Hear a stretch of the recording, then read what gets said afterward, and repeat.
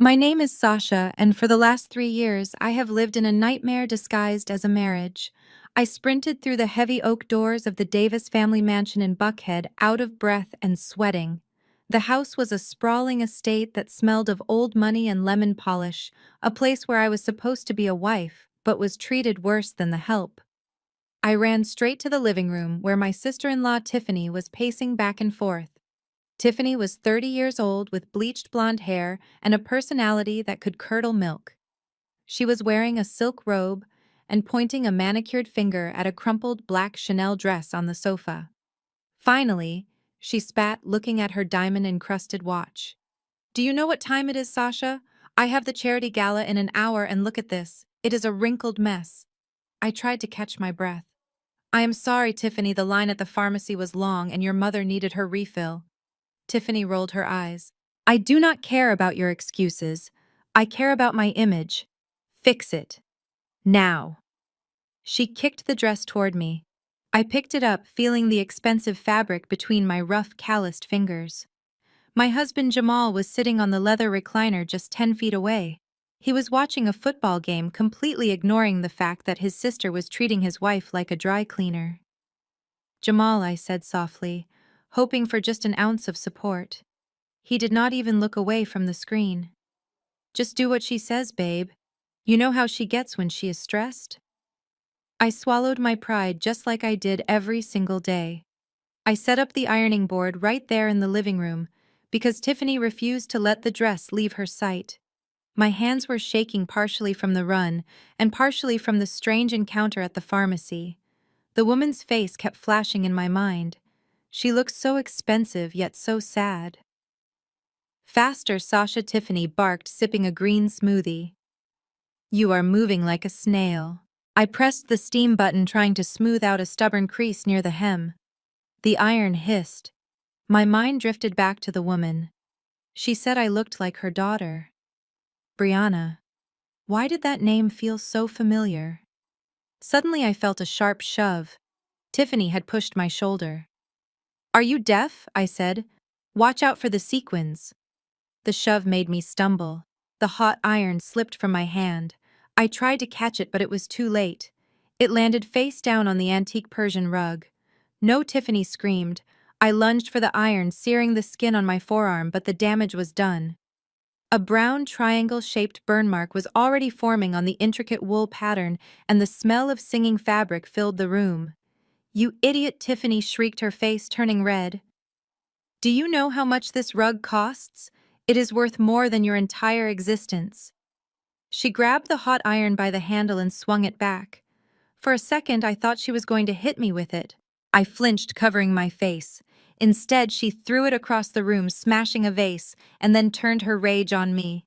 "Get on your knees," she commanded, pointing at the floor. "You are going to scrub that out until it is gone. I do not care if it takes you all night. You are not sleeping until this rug is perfect." I looked at Jamal. He finally looked up from the TV, but not with concern for my burned arm. "Damn it, Sasha," he muttered. "Why are you always so clumsy? Mom is going to kill us." That was it. "No. Are you okay? No, let me get some ice. Just worry about his mother." I dropped to my knees, tears stinging my eyes, and began to scrub the burn mark with a cloth and sparkling water. The humiliation burned hotter than my arm. I was an orphan who grew up in the system. I thought marrying Jamal was my ticket to a family, to belonging, but I had just traded a group home for a prison with marble floors. As I scrubbed, Tiffany stood over me, taking a selfie for her social media. "Ugh, good help is so hard to find," she narrated into her phone, laughing. I scrubbed until my knuckles were raw. The burn mark was fading, but the resentment in my heart was growing. I needed a distraction. I reached into the pocket of my jeans to get a tissue, and my fingers brushed against a piece of thick cardstock. I pulled it out. It was the business card the woman at the pharmacy had slipped into my pocket when I ran away. I cupped it in my hand, hiding it from Tiffany. The text was embossed in gold foil. "Vivian Sterling, CEO, Sterling Pharmaceuticals." My breath caught in my throat. Sterling Pharmaceuticals. That was one of the biggest companies in Atlanta. The woman in the pharmacy was a billionaire, and she thought I was her daughter. I glanced up. Tiffany was busy editing her photo. Jamal had fallen asleep with his mouth open. I needed to know more. I am going to get some stain remover from the laundry room, I mumbled, standing up. Make it quick, Tiffany snapped without looking up. I hurried to the laundry room and locked the door. My hands were trembling as I pulled out my cracked smartphone. I typed Vivian Sterling into the search bar. Hundreds of articles popped up. Vivian Sterling, the Iron Lady of biotech. Vivian Sterling donates millions to orphanages. But the search result that made my heart stop was an old article from 20 years ago. The headline read, "Toddler Heiress Kidnapped. Brianna Sterling vanishes from park." I clicked on the images. There was a photo of a beautiful black woman holding a baby girl. The woman looked exactly like the lady in the pharmacy, just younger. And the baby. I zoomed in on the baby photo. The article mentioned a distinguishing feature. The missing child has a unique birthmark on the inside of her right wrist shaped like a butterfly. I dropped the phone on top of the dryer. The room started to spin. I slowly rolled up the sleeve of my oversized sweatshirt. I looked at my right wrist. There, stark against my skin, was the reddish-brown mark I had hated my whole life. Tiffany called it my dirt stain. Jamal told me to cover it up with a watch. It was shaped exactly like a butterfly. I gasped, covering my mouth with my hand to stifle a scream. I wasn't just Sasha the orphan nobody wanted. I wasn't just Sasha the servant to the Davis family.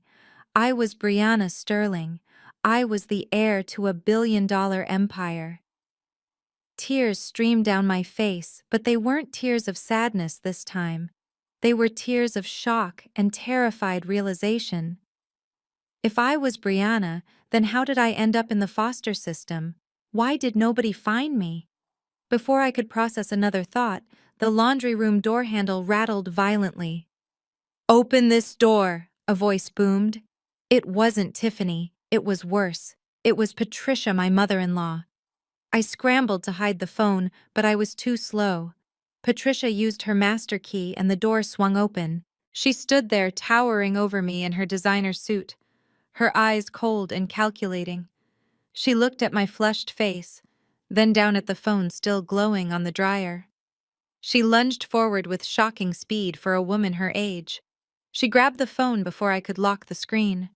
Her eyes scanned the page. I saw the color drain from her face. She saw the photo of Vivian. She saw the headline about the kidnapping. Most people would look confused, but Patricia did not look confused.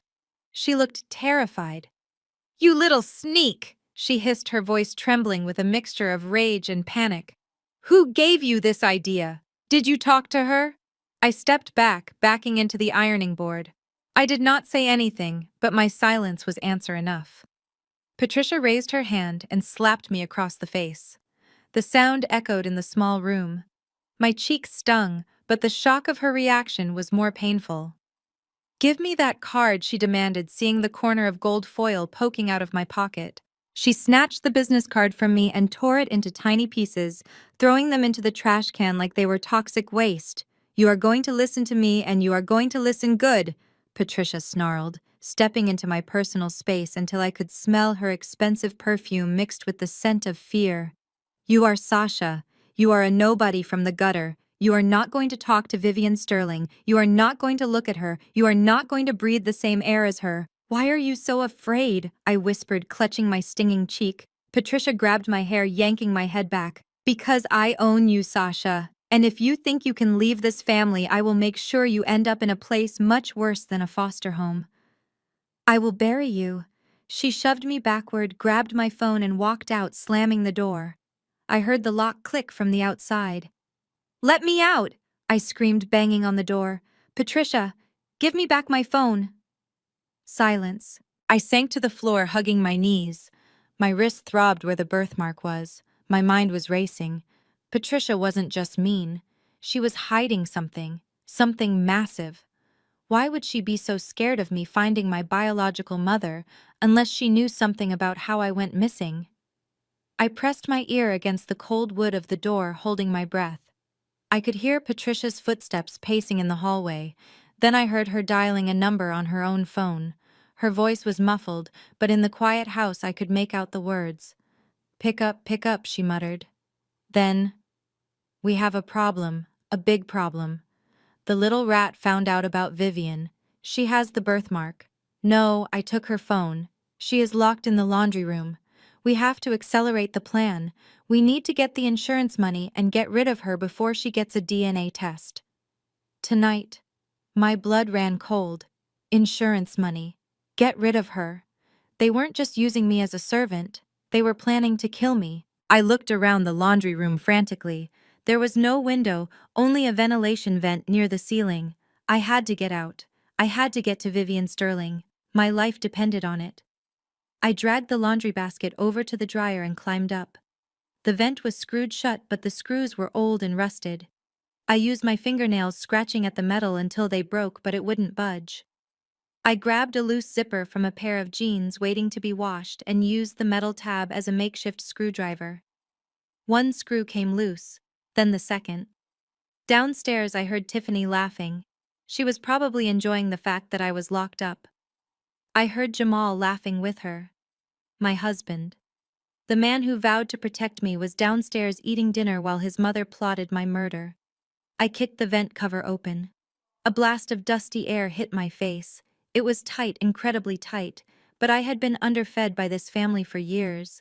I pulled myself up, scraping my elbows, shimmying into the darkness of the ductwork. I crawled through the metal tunnel listening to the sounds of the house below. I crawled past the living room vent seeing the top of Tiffany's blonde head. I crawled past the kitchen smelling the roast chicken I wasn't allowed to eat. Finally, I reached the vent that led to the outside of the garage. I pushed it open and tumbled out into the bushes, scratching my face on the thorns. It was dark now. The air was cold. I had no phone, no money, no car, but I had the truth. I started running. I ran down the long driveway past the security gates that were meant to keep people out but had kept me in.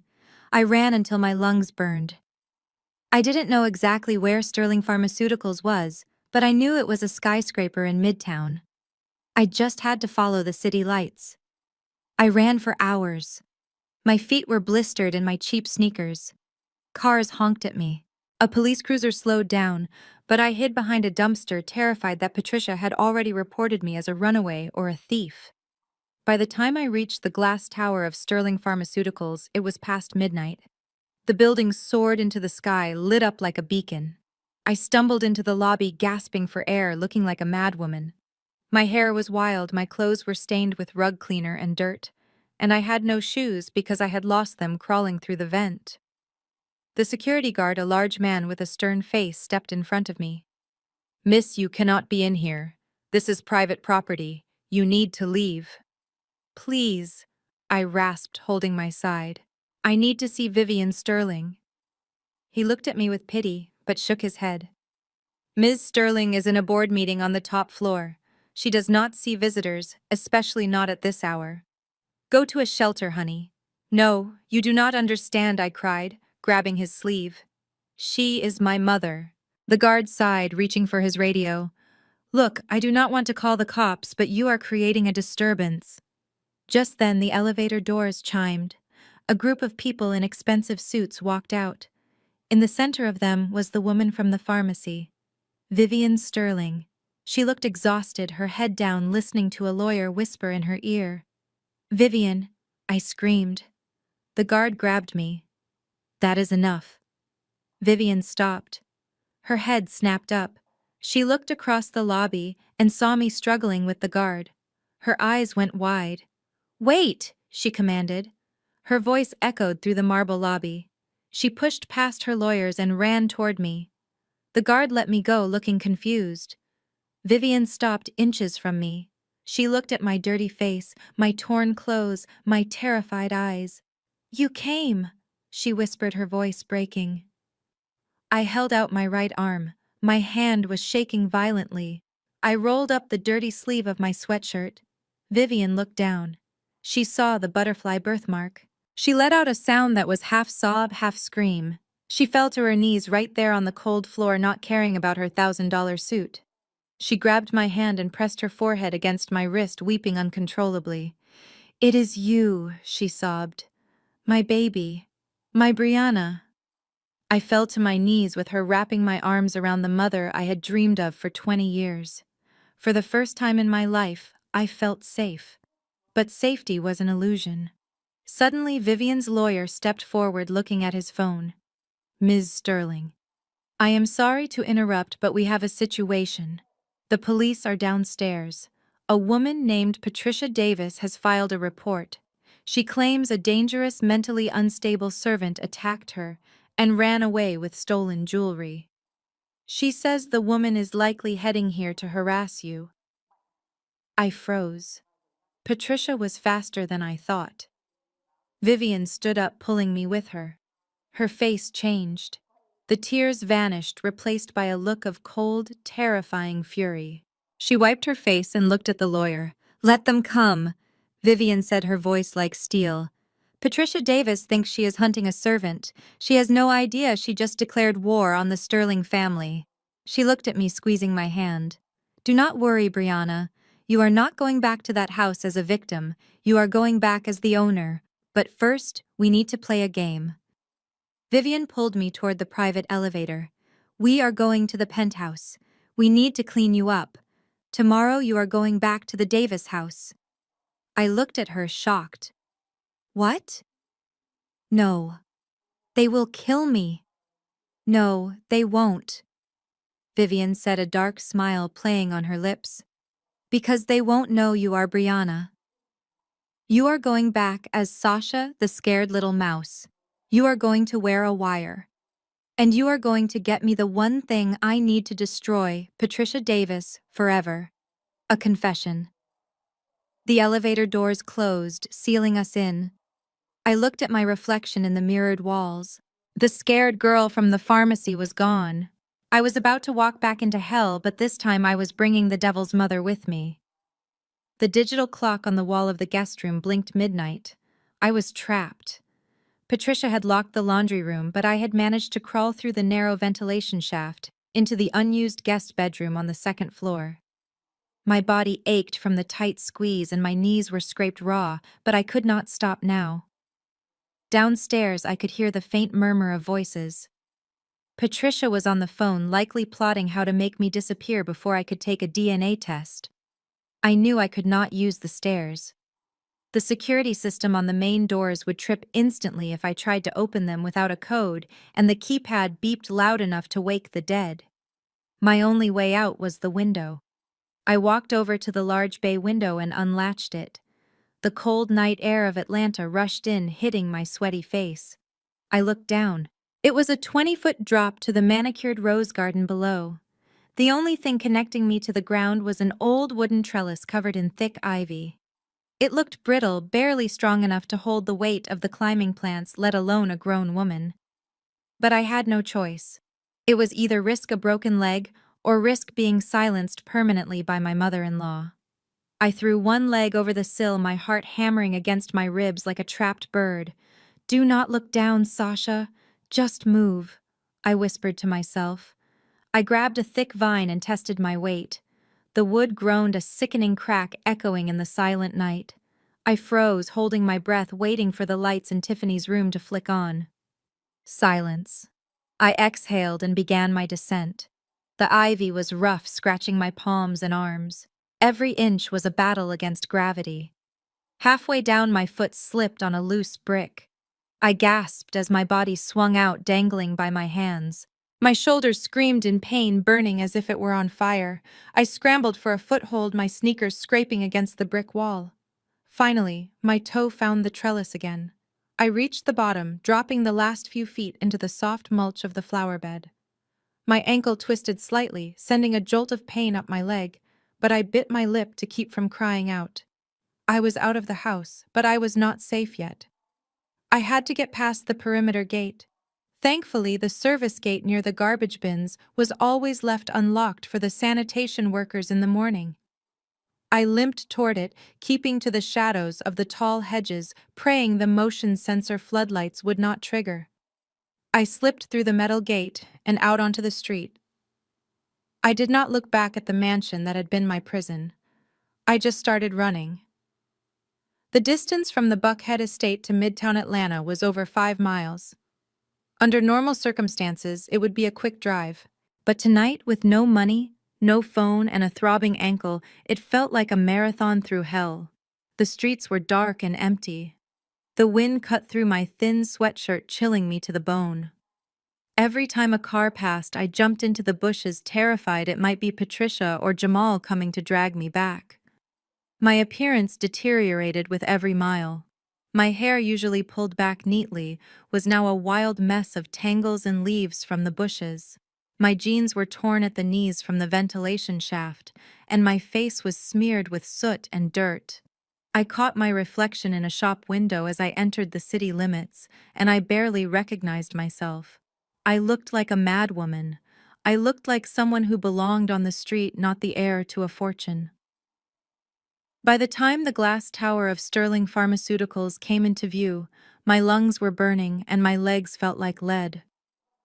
The building was magnificent, a beacon of steel and light piercing the night sky. It represented everything I was denied: power, respect, and truth.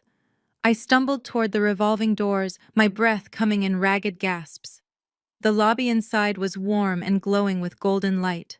I pushed through the doors, collapsing momentarily against a marble pillar. "Hey, you cannot be in here!" a booming voice shouted. A security guard, a large man with a stern face and a uniform that looked too tight, was marching toward me. He looked at my dirty clothes and my wild eyes with disgust. "Please," I rasped, my throat dry. "I need to see Vivian Sterling." The guard laughed, a harsh sound that echoed in the empty lobby. "Yeah, and I need to see the president. Get out of here before I call the cops. This is private property, not a homeless shelter." "No, you do not understand," I pleaded, trying to stand up straight to show some dignity, though my legs were shaking. "She knows me. I have important information for her. It is life or death." The guard grabbed my arm, his grip painful on my bruised skin. "Look, lady, Ms. Sterling is in a board meeting. She does not have time for junkies looking for a handout. Now walk out or I throw you out." I tried to pull away, panic rising in my chest. If he threw me out, Patricia would find me. I would be dead by morning. "Vivian," I screamed, my voice cracking. "Vivian, help me!" "Shut up!" the guard snarled, dragging me toward the door. Just then, blinding white lights flooded the circular driveway outside the glass doors. A sleek black Rolls-Royce Phantom pulled up to the curb, its engine purring like a panther. The guard hesitated, looking at the car. The back door opened, and a woman stepped out. It was her, Vivian Sterling. She looked exhausted, clutching a leather portfolio flanked by two men in suits. She was walking briskly toward the entrance, her head down, lost in thought. She looked powerful, untouchable, a queen in her castle. "Vivian!" I shouted again, using the last of my strength to twist out of the guard's grip. The guard slammed me against the glass wall. "That is it. You are going to jail." Vivian stopped. She looked up, her brow furrowed. She saw the commotion. She saw a dirty, desperate woman being manhandled by her security staff. Most billionaires would have looked away or signaled for the guard to handle it. But Vivian paused. She squinted, looking through the glass. "Let her go," Vivian said, her voice muffled by the doors, but the command was unmistakable. The automatic doors slid open. Vivian walked into the lobby, the clicking of her heels silencing the room. The guard immediately let go of me, straightening his uniform. "Ms. Sterling." "I am so sorry," the guard stammered, sweating. "This woman is crazy. She refused to leave. I was just removing the trash." Vivian ignored him. She walked straight up to me. She stood inches away, smelling of expensive jasmine perfume and rain. She looked at my torn clothes. She looked at the soot on my cheeks. And then she looked into my eyes. I stood there trembling, unable to speak. I just looked back at her, letting all the pain and fear of the last 20 years pour out of me.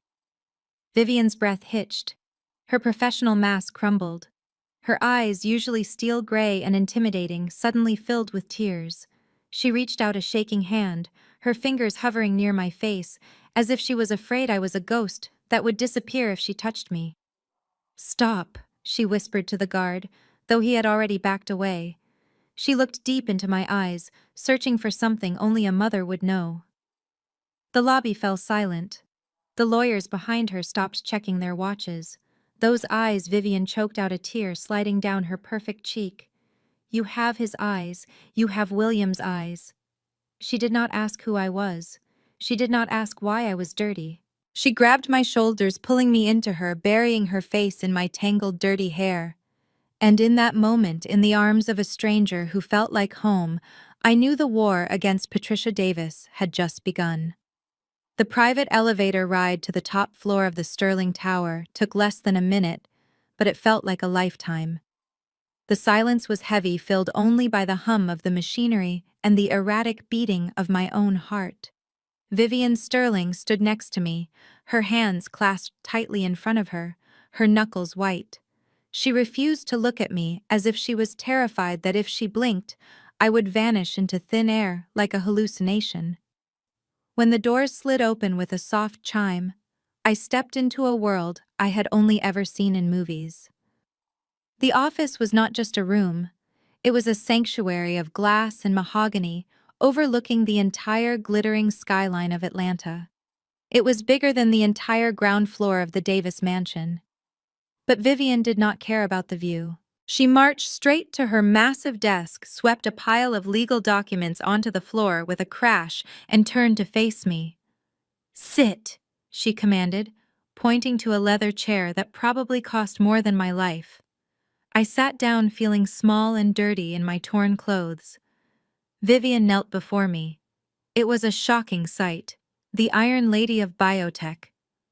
A woman who made senators tremble was on her knees in front of a runaway servant.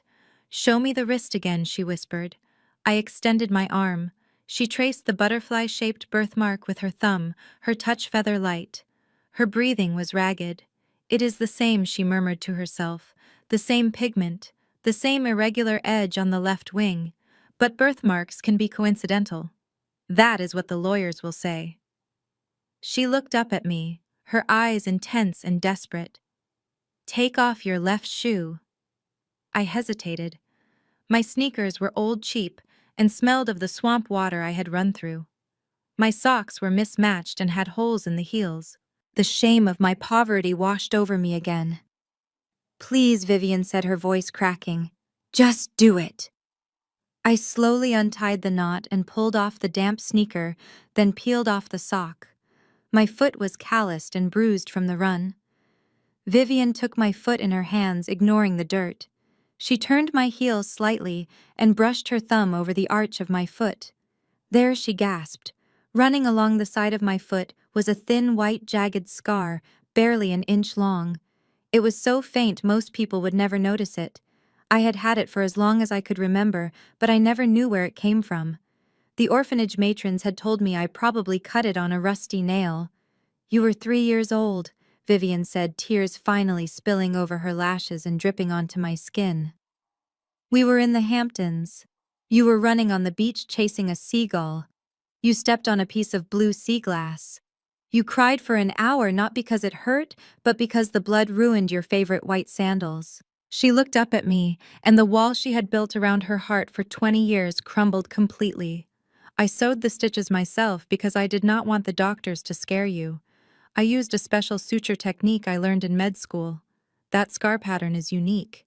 It is my signature." She pulled me into her arms, burying her face in my lap. "My baby." She wailed, a sound of pure, raw grief and joy that echoed off the glass walls. "You came home." "Oh God. Brianna, you finally came home." I sat there stunned as the memories I did not know I had unlocked. The smell of her perfume triggered a flash of a memory. Warm hands.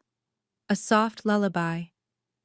A woman laughing as she chased me on the sand. It wasn't a dream. It was my life. The life Patricia Davis had stolen from me. I wrapped my dirty arms around her shoulders and wept. For the first time in 20 years, I wasn't Sasha the orphan. I wasn't Sasha the servant. I was Brianna. And I was held. We stayed like that for a long time, until the city lights outside blurred into a kaleidoscope of gold and red. Finally, Vivian pulled back. She wiped her face with the back of her hand, and the mother was replaced by the CEO. Her eyes hardened into diamonds. She stood up and walked to her desk, hitting a button on her intercom. "Get me the police commissioner. And call the FBI. I want the entire legal team in here in 5 minutes." "What are you doing?" I asked, my voice hoarse. Vivian slammed her hand on the desk. "I am going to burn them to the ground. Patricia Davis, her son, that leech of a daughter-in-law. I am going to have them arrested tonight. Kidnapping, fraud, child abuse. I will make sure they never see the sun again. They stole 20 years of my life. They treated my daughter like a slave. I will destroy them." She reached for the phone, her hand trembling with rage. "No," I said. The word hung in the air. Vivian stopped the receiver halfway to her ear. She looked at me confused. "Brianna, they are criminals. They are dangerous. We have to—" "No," I repeated, standing up. My legs were shaky, but my voice was firm. "If you call the police now, what happens? They get arrested. They hire expensive lawyers. They plead insanity, or say they adopted me in good faith. Maybe they spend a few years in a minimum security prison. Maybe they get out on parole." I walked toward her, the anger inside me cold and sharp, unlike her fiery rage. For 3 years I scrubbed their floors, I washed their underwear, I ate their leftovers. I listened to Tiffany call me trash while she spent money she did not earn. I watched Jamal cheat on me and tell me I was lucky he looked at me. "Jail is too easy for them, Mother." Vivian looked at me, her eyes widening at the word mother. "I do not want them to just go to jail," I hissed, clenching my fists until my nails dug into my palms. "I want them to suffer. I want them to feel what it is like to be powerless. I want to take their money. I want to take their company. I want to take their house. I want them to be standing on the street with nothing but the clothes on their backs, begging for $1 just like they thought I would be." Vivian slowly put the phone down. A dark look of understanding passed between us. It was a look that said we were cut from the same cloth. We were survivors. "You want revenge?" Vivian stated, not as a question, but as a fact. "I want justice," I corrected. "But I want it to be sweet. The Davis family is about to sign a merger with that investment firm, right? The one that will save their company from bankruptcy." Vivian nodded. "Blue Horizon Ventures. It is a shell company. I own it. I was going to buy them out to expand my distribution network." I smiled a smile that felt foreign on my face because it lacked any warmth. "Perfect. Don't buy them out yet. Let them think they have won. Let them think the deal is sealed. I am going back there." Vivian grabbed my arm. "Absolutely not. I just got you back. I am not sending you back into that house with that woman. She threatened to kill you, Brianna. She won't kill me if she thinks I am still her scared little servant," I argued. "She thinks I ran away because I was terrified.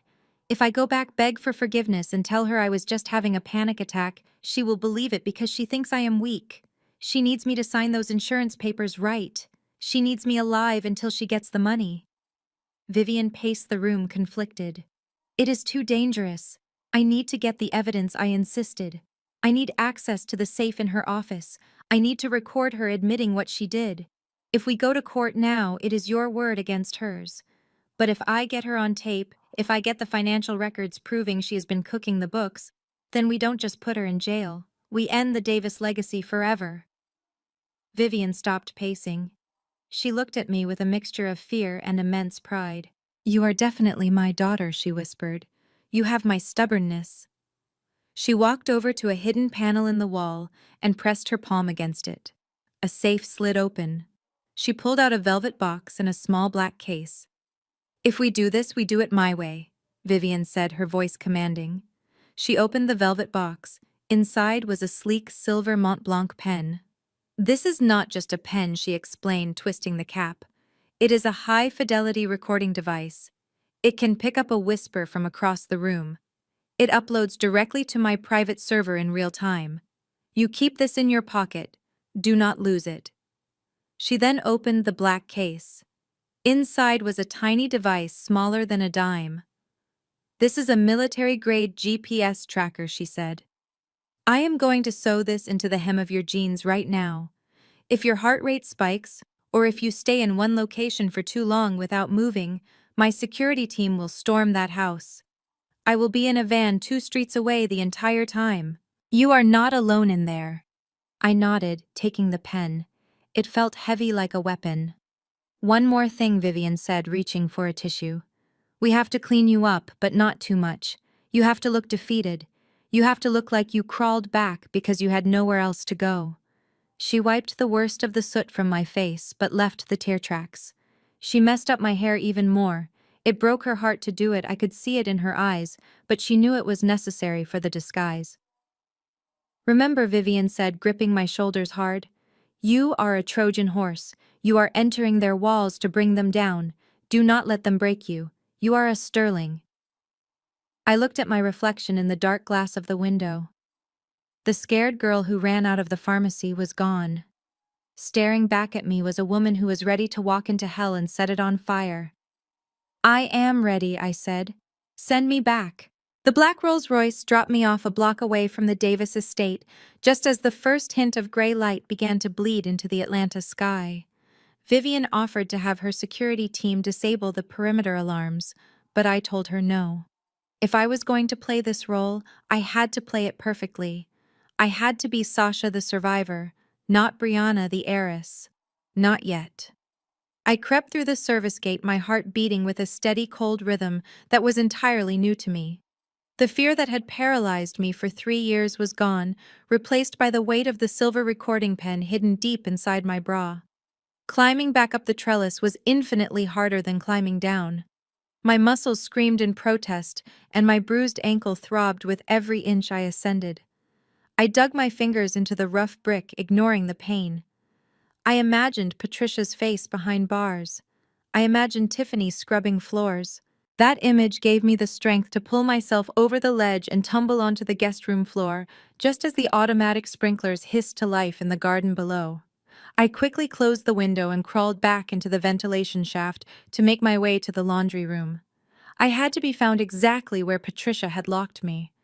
I curled up on the cold tile floor of the laundry room, shivering not from cold, but from adrenaline. I closed my eyes, but I did not sleep. I rehearsed my lines. I visualized my mask. When Patricia unlocked the door 2 hours later, she found me huddled in the corner, looking up at her with wide, terrified eyes. Get up, she barked, kicking my leg. You have work to do. And if you ever try to run away again, I will make sure the police find your body in a ditch, not a shelter. I nodded, keeping my head down. Yes, Mother. I am sorry. I was just scared. She scoffed, satisfied that her threats had worked. Go make breakfast. Tiffany is hungover and she wants the blueberry pancakes. Don't burn them like you did last week. I walked into the kitchen, my body aching, but my mind sharp. I prepared the batter, listening to the house wake up. Jamal shuffled in first, looking at his phone, not even acknowledging my presence. Then Tiffany sashayed in, wearing sunglasses inside the house and carrying her brand new Hermes Birkin bag, a bright orange leather trophy that cost more than a car. She slammed it down on the counter right next to the stove. Coffee, she groaned, sitting down. And make it strong. I have a headache that could kill a horse. I poured a fresh pot of steaming dark roast coffee. My hands were steady. I walked toward the table where Tiffany was massaging her temples. As I passed her, she stretched out her leg. It was not an accident. I saw her smirk in the reflection of the oven door. Her foot hooked around my ankle. I stumbled forward. The hot coffee sloshed out of the carafe, splashing onto my hand and chest. I gasped as the scalding liquid burned my skin, dropping to my knees to catch myself. The carafe hit the floor, but miraculously did not break. Tiffany erupted in laughter. Oh my God, look at you! You are such a clumsy cow. Did you have a nice trip, Sasha? Jamal chuckled, biting into a piece of toast. Babe, be careful. She might sue us for workplace injury. They laughed together, a cruel, harmonious sound that used to make me want to die. Patricia walked in, stepping over me as if I were a pile of dirty laundry. What is this mess? Patricia demanded. Clean it up, Sasha.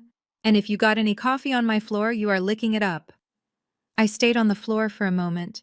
the old instinct to apologize rising in my throat. But then I felt the cool metal of the pen against my skin. I remembered Vivian's tears. I remembered the scar on my foot. I looked up at Tiffany. She was busy checking her makeup in a compact mirror, completely unbothered by my pain. Something inside me snapped.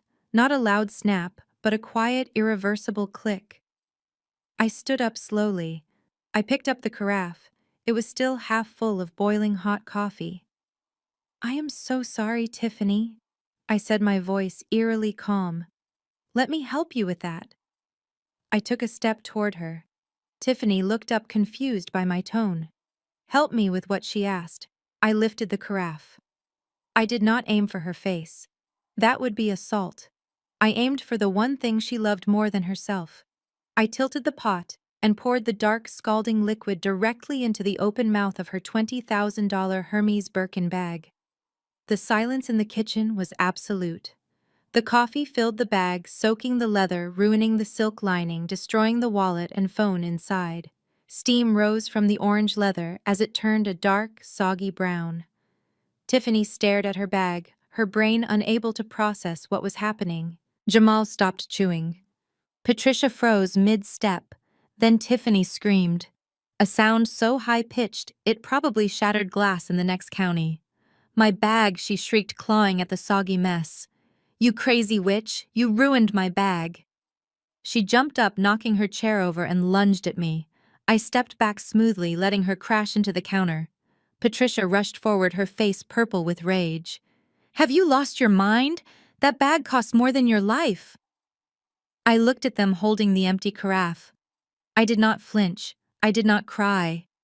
I let a small, cold smile play on my lips. "Oops," I said, staring dead into Tiffany's eyes. My hands were just so slippery. "I guess I really am clumsy." "You are dead," Tiffany screamed, grabbing a steak knife from the table. "I am going to kill her." "Mom, she did it on purpose." Patricia grabbed Tiffany's arm, holding her back, but her eyes were fixed on me with a new kind of fear. She saw something she had never seen before. Defiance. Jamal stood up, looking terrified. "Sasha, what is wrong with you? You have snapped." Before anyone could move, the front doorbell rang. It wasn't a polite ring, it was a heavy, authoritative pounding. Patricia's face twisted into a smug grin. "Ah, perfect timing. I called them an hour ago when I unlocked the laundry room. I told them you were mentally unstable and dangerous. I was going to have them take you to a psych ward, but now you are going to jail for destruction of property." She marched to the door and threw it open. "Officer in here. She is violent. She just attacked my daughter." Two police officers walked into the kitchen. But they weren't the local patrol cops Patricia usually bribed. They were wearing tactical vests. Behind them walked a man in a sharp suit holding a briefcase. "Sasha Davis," the officer said, looking at me. I put the coffee pot down and held out my wrists, ready for the handcuffs. I knew this was part of the plan. I had to go down to go up. "Yes," I said softly. The officer did not pull out handcuffs. He looked at Patricia. "Ma'am, we received a report of a disturbance, but we also have a warrant to search these premises for evidence of insurance fraud related to the disappearance of a minor 20 years ago." Patricia's smug smile vanished instantly. "What? That is ridiculous. Who told you that?" The man in the suit stepped forward. "I am the district attorney, and we received an anonymous tip this morning from a very reliable source. We will need everyone to stay where they are." I looked at Patricia and saw the color drain from her face until she looked like a ghost. I looked at Tiffany, who was still clutching her ruined coffee-soaked bag, sobbing. And then I looked at Jamal, who was trying to hide behind his mother. I lowered my head to hide my smile. The Trojan horse was in, and the war had officially begun. The handcuffs clicked shut around my wrists with a cold, metallic sound that echoed through the silence of the kitchen. The police officer, a young man who looked apologetic, tightened them just enough to be uncomfortable. I kept my head down, letting my shoulders slump forward in a posture of defeat. It was a performance I had perfected over 3 years of living with the Davis family, But this time, beneath the facade of the terrified servant, my heart was beating with the steady rhythm of a predator waiting to strike. "You have the right to remain silent," the officer recited, his voice a drone in the background. I did not look at him. I looked past him straight at Patricia. She was standing by the kitchen island, her arm draped protectively around a sobbing Tiffany. But there were no tears in Patricia's eyes. There was only triumph. A cruel, twisted smile played on her red lips. She looked like a queen who had finally crushed a peasant revolt. She thought she had won. She thought that by sending me to jail for destroying a handbag, she was silencing the only witness to her crimes. She had no idea that my arrest was the distraction needed for the district attorney to do his job in the other room. "Take her away," Patricia commanded, waving her hand as if dismissing a fly. "And make sure she stays in a cell for a long time. She is a danger to society. She is mentally unstable." The officer guided me toward the door. As I walked past Jamal, he refused to make eye contact. He stared intently at the floor tiles, cowardly and silent, just as he had been for our entire marriage. I was shoved into the back of the patrol car. The hard plastic seat was cold, and the smell of stale cigarette smoke and sweat filled the small cage. As the car pulled away, I watched the Davis mansion disappear in the rearview mirror. It stood tall and imposing, a fortress of lies. I closed my eyes and leaned my head against the window. Let them have this moment, I thought. Let them think I am broken. The holding cell at the county jail was worse than I imagined. It was a concrete box painted a depressing shade of industrial gray, smelling of bleach and human misery. The fluorescent lights overhead buzzed with a headache-inducing flicker.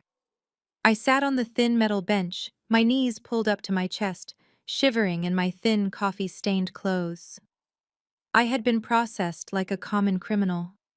Fingerprints, mugshot. The humiliation of having my jewelry removed, not that I had much. Hours dragged by. I counted the cracks in the cinder block wall. I listened to a woman in the next cell screaming for a lawyer. I sat in silence, touching the spot on my jeans where the GPS tracker was sewn, reminding myself that Vivian Sterling was out there. She was watching. She was planning. "Sasha Davis, you have a visitor," a guard barked, unlocking the heavy steel door. I stood up, my legs stiff. Who would visit me? Vivian knew better than to blow my cover now. I was led into a small visitation room divided by a thick pane of scratched plexiglass. I sat down on the metal stool and looked up. It was Jamal. He was wearing a sharp navy blue suit, his hair perfectly groomed, looking every bit the successful businessman he pretended to be. He looked out of place in this dingy room, like a diamond in a sewer. But when he looked at me, his eyes weren't filled with love or concern. They were filled with pity and annoyance. He picked up the phone on the wall. I slowly picked up mine. "You look terrible, Sasha," he said, his voice tinny through the receiver. I did not answer. I just stared at him. "Look, I do not have much time," Jamal said, checking his expensive watch. "Mother is furious. Tiffany is talking about suing you for emotional distress. That bag was a limited edition, Sasha. Do you have any idea what you did?" "I poured coffee on leather, Jamal," I whispered. "I did not kill anyone. Unlike your mother." Jamal flinched. "Keep your voice down. You are talking crazy again. See, this is why the police arrested you. You are having a breakdown." He reached into his briefcase and pulled out a thick envelope. He slid it through the metal slot at the bottom of the window. "What is this?" I asked, staring at the envelope. "It is your way out," Jamal said, leaning closer to the glass. "I convinced Mom not to press maximum charges. She is willing to drop the assault case. She will tell the police it was just a domestic accident. But you have to do something for us." I opened the envelope. Inside was a legal document titled Dissolution of Marriage, Divorce Papers. I flipped through the pages. My eyes scanned the legal jargon. It was brutal. I was waiving my right to alimony. I was waiving my right to any marital assets. I was agreeing to a restraining order that would keep me 500 feet away from the Davis estate and Sterling Pharmaceuticals. And buried in the fine print was a non-disclosure agreement forbidding me from ever speaking about the family business or Brianna Sterling. Sign it. Jamal urged, his voice softening into that fake sweetness he used when he wanted something. Sign it, and you walk out of here tonight. I will even give you $5,000 cash to help you start over somewhere else, somewhere far away. It is the best deal you are going to get, Sasha. I looked up from the papers. I looked at the man I had washed clothes for, cooked for, and loved for 3 years. I saw him for what he truly was, a spineless puppet. A man who would sell his wife for a new car and his mother's approval. You want me to leave with nothing? I said flatly. You came with nothing. Jamal shrugged. It is only fair. Come on, babe. Be reasonable. If you go to trial, you will lose. Mom has the best lawyers in the city. You have a coffee stain on your shirt. He pulled a pen from his pocket and tried to slide it through the slot, but it would not fit. He gestured for me to use the cheap plastic pen attached to the desk. Just sign it, Sasha. End this nightmare. For both of us. I picked up the plastic pen.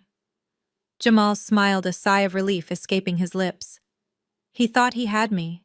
He thought I was the desperate orphan who would take crumbs just to survive.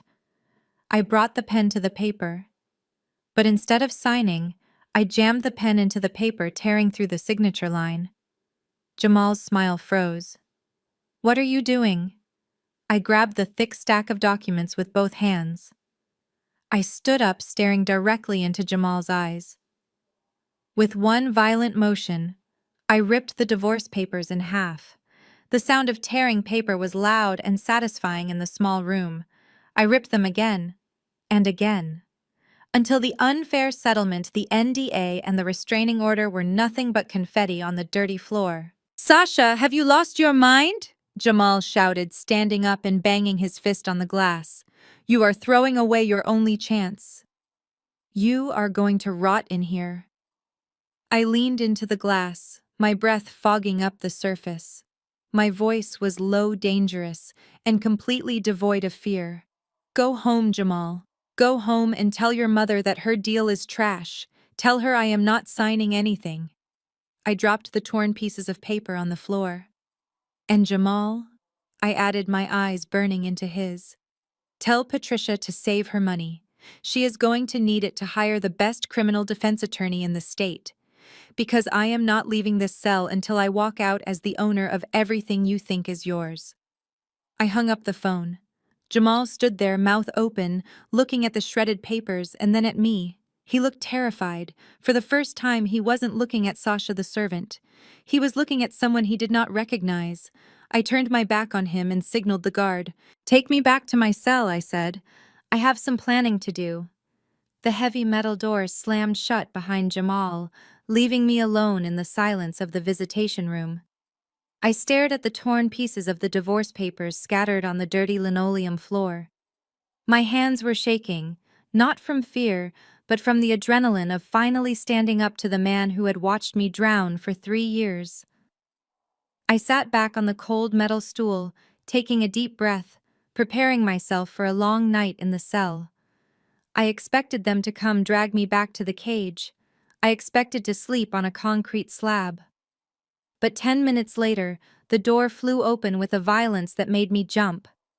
It wasn't a guard coming to mock me. It was the police chief himself. The man who had sneered at me during my booking photos, the man who had joked with Patricia Davis at the precinct fundraiser last year, was now standing in the doorway, looking like he had seen a ghost. His face was pale, beads of sweat forming on his forehead despite the air conditioning. He was holding his hat in his hands, wringing the brim nervously. Mrs. Davis, he stammered, his voice trembling. I mean, miss. There has been a mistake, a terrible misunderstanding. Please come with me immediately. I stood up slowly, confused. What is going on? I asked, keeping my voice low. Just come, please, he urged, stepping aside to let me pass. We are processing your release right now. I walked out of the visitation room and into the main precinct lobby. The atmosphere had shifted completely. Officers who had ignored me earlier were now pretending to be busy avoiding eye contact. Standing in the center of the room, looking like a shark in a tank of minnows, was a man in an immaculate charcoal suit. He was tall, silver-haired, and radiated the kind of power that money cannot buy. He held a leather briefcase in one hand and a gold fountain pen in the other. He was looking at the booking sergeant with an expression of pure disdain. "This is unacceptable," the man said, his voice smooth but cutting. "You held a victim of domestic abuse in a cell for 4 hours without allowing her a phone call to her legal counsel. The Sterling family does not take kindly to incompetence. The Sterling family." My heart skipped a beat. This was Vivian's lawyer. The police chief rushed over. "Mr. Thorne, please, we followed standard procedure based on Mrs. Davis's statement. We did not know who she was connected to." Mr. Thorne turned his cold eyes to me. His expression softened instantly. "Miss Sasha. My name is Edward Thorne. I am the head of legal counsel for Sterling Pharmaceuticals. Your bail has been posted.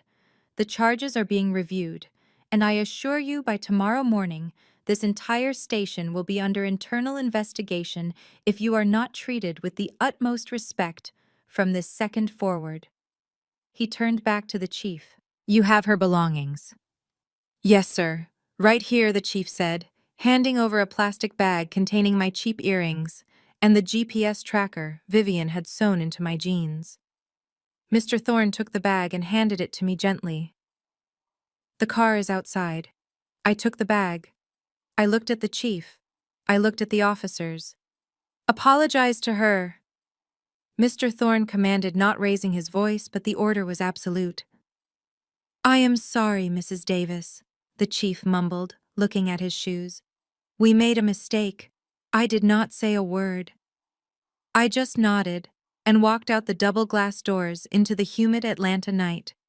The air tasted sweet.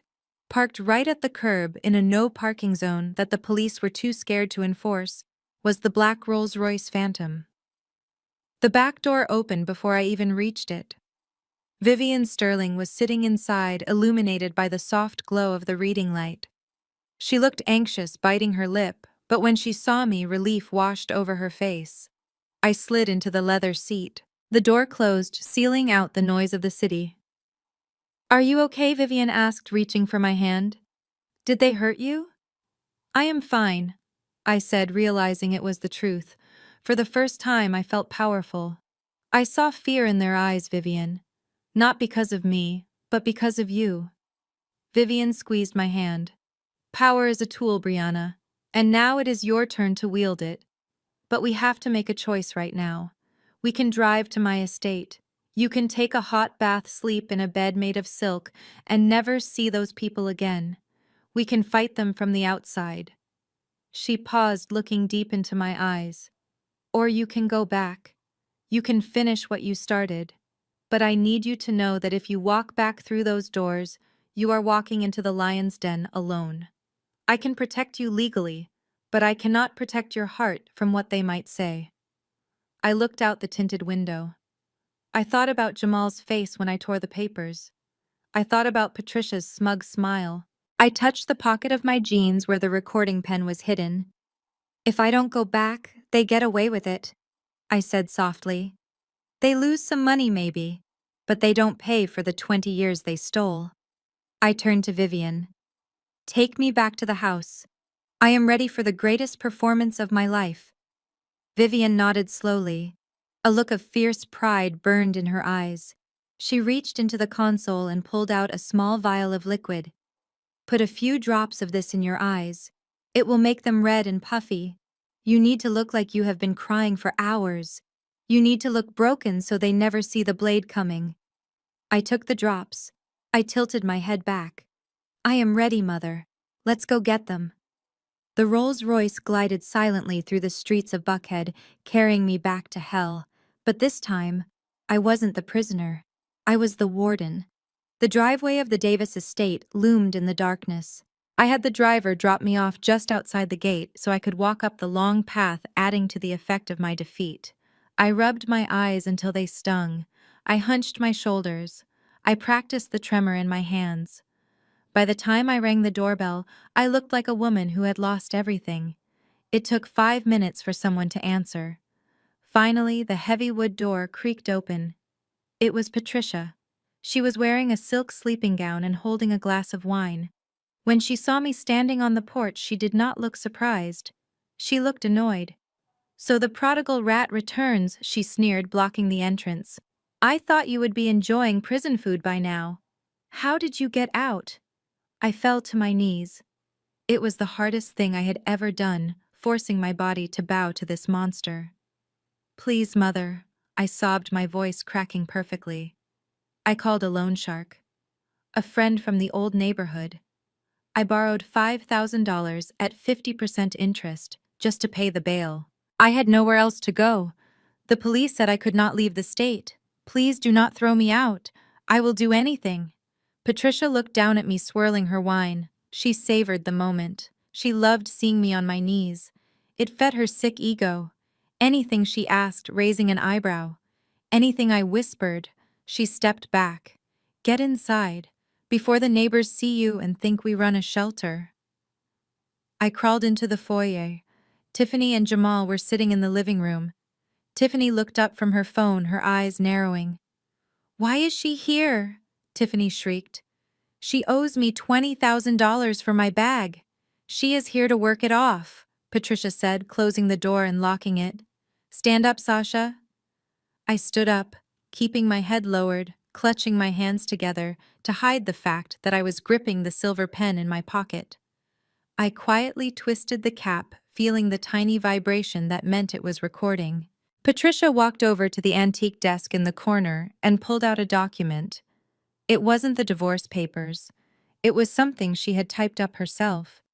"If you want to stay in this house, if you want us to drop the charges so you don't go to prison for 10 years, you are going to sign this," Patricia said, slapping the paper onto the coffee table. I walked over and looked at it. It was a contract. Voluntary indenture of service. It stated that I, Sasha Davis, agreed to work as a live and domestic servant for the Davis family for a period of 10 years to repay debts incurred from property damage and emotional distress. No salary, no days off. Sleeping quarters in the basement storage room. This is slavery," I stammered, looking at Jamal. Jamal looked away. "It is a plea deal, Sasha. It is better than jail. Just sign it." "You have a choice," Patricia said, walking behind me and whispering in my ear. "You can sign this and you have a roof over your head. Or you can walk out that door and I will call the DA personally and tell him you threatened to kill me." Who are they going to believe? The pillar of the community, or the orphan with a criminal record? I looked at the pen on the table. I picked it up. My hand trembled, but not from fear. I needed her to say it. I needed her to admit why she hated me so much. "Why do you hate me?" I asked, tears streaming down my face. "I have tried so hard to be a good daughter. Why do you treat me like I am less than human?" Patricia laughed, a cold, cruel sound. "Because you are less than human, Sasha. You are a stray dog I let into my house. Is it because I remind you of someone I pushed taking a risky step?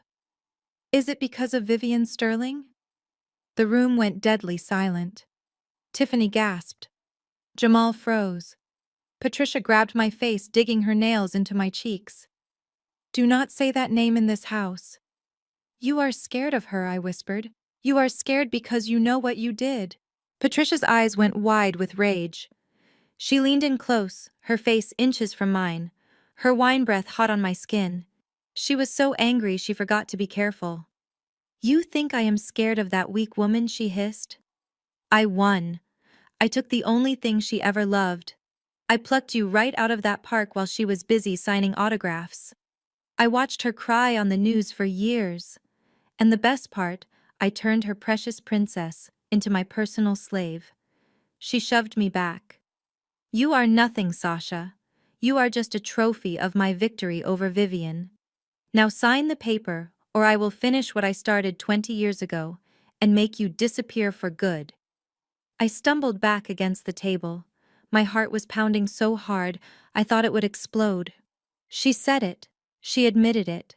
I looked down at the contract. I looked at the pen in my hand. The little red light was hidden, but I knew it was blinking. I knew Vivian was listening in the van down the street. I knew the lawyers were recording every syllable. I bent down and signed the paper. Sasha Davis. I stood up and capped the pen. Good girl. Patricia smiled, snatching the paper. Now get to the basement. You have an early start tomorrow. I turned and walked toward the basement door. I did not cry. I did not beg. I walked into the darkness of the cellar with a smile on my face. Because I knew that while I was sleeping on a cot tonight, Patricia Davis had just signed her own death warrant. The confession was recorded. The trap was sprung. And tomorrow the world would know that the Davis family empire was built on a kidnapping. The morning of the merger party arrived with a chaotic energy that vibrated through the floors of the Davis estate. Florists were screaming at caterers in the hallway.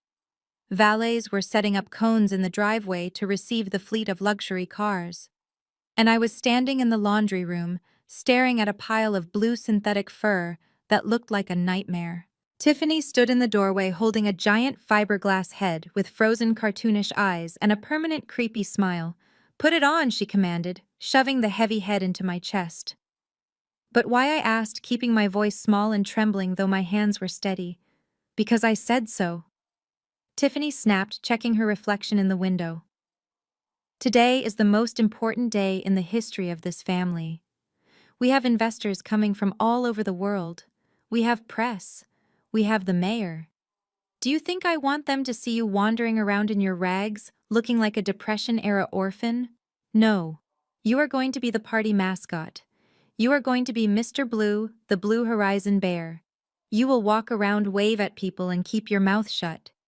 If you take that head off for 1 second, if anyone sees your face, I will throw you out on the street before you can blink. Now get dressed. I slowly stepped into the suit. It smelled of stale plastic and factory chemicals. It was thick, heavy, and suffocatingly hot. As I zipped up the back, I felt like I was being sealed into a coffin. But as I placed the giant bear head over my own, a strange sense of calm washed over me. Inside the suit, I was invisible. Inside the suit, I wasn't Sasha the servant. I was a ghost haunting my own life. Tiffany clapped her hands, delighted by my humiliation. Perfect, she laughed. You look better than you have in years. Now go out there and be useful for once. Don't speak to anyone, just wave. I waddled out into the garden, the heavy feet of the costume thumping against the marble patio. The party was in full swing. It was an obscene display of wealth. There were ice sculptures, a string quartet playing pop songs, and servers passing around trays of caviar. I saw Patricia standing near the fountain wearing a gold dress that was far too tight, laughing loudly with a group of bankers. She looked triumphant.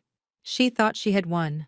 She had no idea that the giant blue bear standing 10 feet away was recording every word she said with a silver pen hidden inside the fur. I walked through the crowd waving my paw mechanically. Guests laughed and took photos with me, treating me like a prop. I felt a surge of power. They did not see me, which meant I could go anywhere. I could see everything. I watched Tiffany berating a waiter for not putting enough ice in her wine. I watched Jamal trying to impress a group of investors who clearly looked bored by him. They were all so busy playing their parts in this farce that they did not notice the bear slowly drifting away from the festivities. I made my way toward the side entrance of the house, the one used by the catering staff. I waited until the coast was clear, then slipped inside. The noise of the party faded instantly, replaced by the cool silence of the air-conditioned hallway. I moved quickly despite the bulk of the suit. I knew exactly where I was going. Patricia's private study, the place where she kept all her secrets. I reached the heavy oak door and tried the handle. Locked. Of course, but I lived in this house. I knew where the spare key was. Patricia was paranoid, but she was also predictable. She kept a spare key hidden inside the hollow base of a decorative Greek statue in the hallway. My giant paw fumbled with the statue, lifting it carefully. There it was, a small brass key. I unlocked the door and slipped inside, closing it softly behind me. The study smelled of leather and Patricia's overpowering perfume. I walked over to the large portrait of Patricia that hung behind her desk. It was a ridiculous painting, making her look like royalty. I knew from cleaning this room for 3 years that there was a wall safe behind it. I had seen her open it once when she thought I wasn't looking. I gripped the frame of the painting with my paws and swung it open. There it was. A heavy steel safe embedded in the wall. My heart raced. This was it. Inside this metal box were the ledgers, the fake birth certificates, the proof that she had paid off the nurse to kidnap me, the proof that she had been stealing from the company accounts to fund Tiffany's lifestyle. I reached out to touch the keypad but stopped. It required a 6-digit code. I froze. I did not have the code. I tried the obvious ones. Patricia's birthday. Error. Tiffany's birthday. Error. Jamal's birthday. Error. The red light blinked, mocking me. I had one attempt left before the system would lock down and send an alert to Patricia's phone. Think, Sasha, think, I whispered inside the echo chamber of the bear head. What number matters to her? What number does she cherish? Suddenly I heard the sound of the doorknob turning. Panic surged through me like an electric shock. I couldn't get out. The only exit was the door that was currently opening. There was nowhere to hide. I was a 6-foot-tall blue bear. I scanned the room frantically, the heavy velvet drapes by the window. It was my only chance. I dove behind the curtains just as the door clicked open. I pressed myself against the wall, holding my breath, hoping the bulk of the costume wouldn't give me away. 2 people walked into the room. I expected Patricia, or maybe Tiffany looking for a place to touch up her makeup, but the voice that spoke was male. "Hurry up, lock the door," Jamal whispered. I peeked through the tiny slit in the velvet curtains. Through the mesh eyes of my mask, I saw my husband. He looked flushed, excited, but he wasn't alone. Walking in behind him was a woman in a slinky red dress. I recognized her instantly. It was Chloe, Tiffany's best friend, the maid of honor at our wedding, the woman who had eaten dinner at my table and called me sweetie while treating me like a waitress. Chloe giggled, pressing her back against the door as Jamal locked it. "You are bad, Jamal. Your wife is somewhere at this party, isn't she?" Jamal laughed, walking toward her. He grabbed her by the waist. "Sasha. Who cares about her? She is probably scrubbing a toilet somewhere or hiding in the basement. She is a nobody, Chloe. You know that." He kissed her neck. I watched my stomach turning. It wasn't just the affair, it was the casual cruelty, the way he dismissed my entire existence while betraying me in his mother's office. "But Jamal," Chloe whispered, pulling back slightly. "What about the money? Tiffany said you guys are broke until this merger goes through." Jamal smirked, walking over to the desk. He sat on the edge of it, looking confident. "That is the best part. Mom has a plan. Once we get the insurance payout from Sasha, we are set for life." "Insurance payout?" Chloe asked. "But you only get life insurance if she dies." Jamal shrugged. "Or if she disappears, or has a tragic accident. Mom says we just need her to sign the papers and then she becomes a liability. We are going to be rich, baby. And I am going to dump her back in the gutter where I found her." I stood there in the dark, encased in the stifling heat of the bear suit, listening to my husband plan my disposal. Tears streamed down my face, soaking the inside of the mask. But they weren't tears of sadness anymore. They were tears of pure, unadulterated hatred. Jamal stood up and walked toward the portrait. My breath hitched. He was coming to the safe. "Mom told me to grab some cash for the after party," he said. He reached out and swung the painting open. I watched, memorizing every movement of his fingers. He punched in the code: 19980 April 4th, 1998. My blood ran cold. That wasn't a birthday. That wasn't an anniversary. That was the date I was kidnapped from the park. That was the date Patricia stole me. That was the code to her fortune. She used the day she destroyed my life as the key to her wealth. The safe beeped and clicked open. Jamal reached in and grabbed a stack of cash. He laughed, tossing a bundle to Chloe. "Let's go spend it, babe." They kissed again, then unlocked the door and left, leaving the safe wide open. I stepped out from behind the curtain. The giant blue bear stood in the center of the room, looking at the open safe. I walked over. Inside, stacked neatly next to the cash, were the black ledgers. And right on top, a yellowed file folder with the name Brianna Sterling written on it. I reached out with my paw. I had everything I needed. The game was over. I held my breath behind the heavy velvet curtains, my heart hammering against the ribs of the stifling mascot suit. Through the narrow slit in the fabric, I watched my husband Jamal lean against the mahogany desk. He was holding a stack of cash he had just pulled from the safe, waving it in front of Chloe's greedy face. She giggled, tracing a finger down his chest. "But Jamal," she purred. "How did you know the code? Your mother said she changes it every week to keep the staff out." Jamal laughed, a sound that used to make me smile, but now made my stomach turn. "It is a joke, really. Mom has a sick sense of humor." She set the code to Sasha's birthday. April 4th. Chloe looked confused.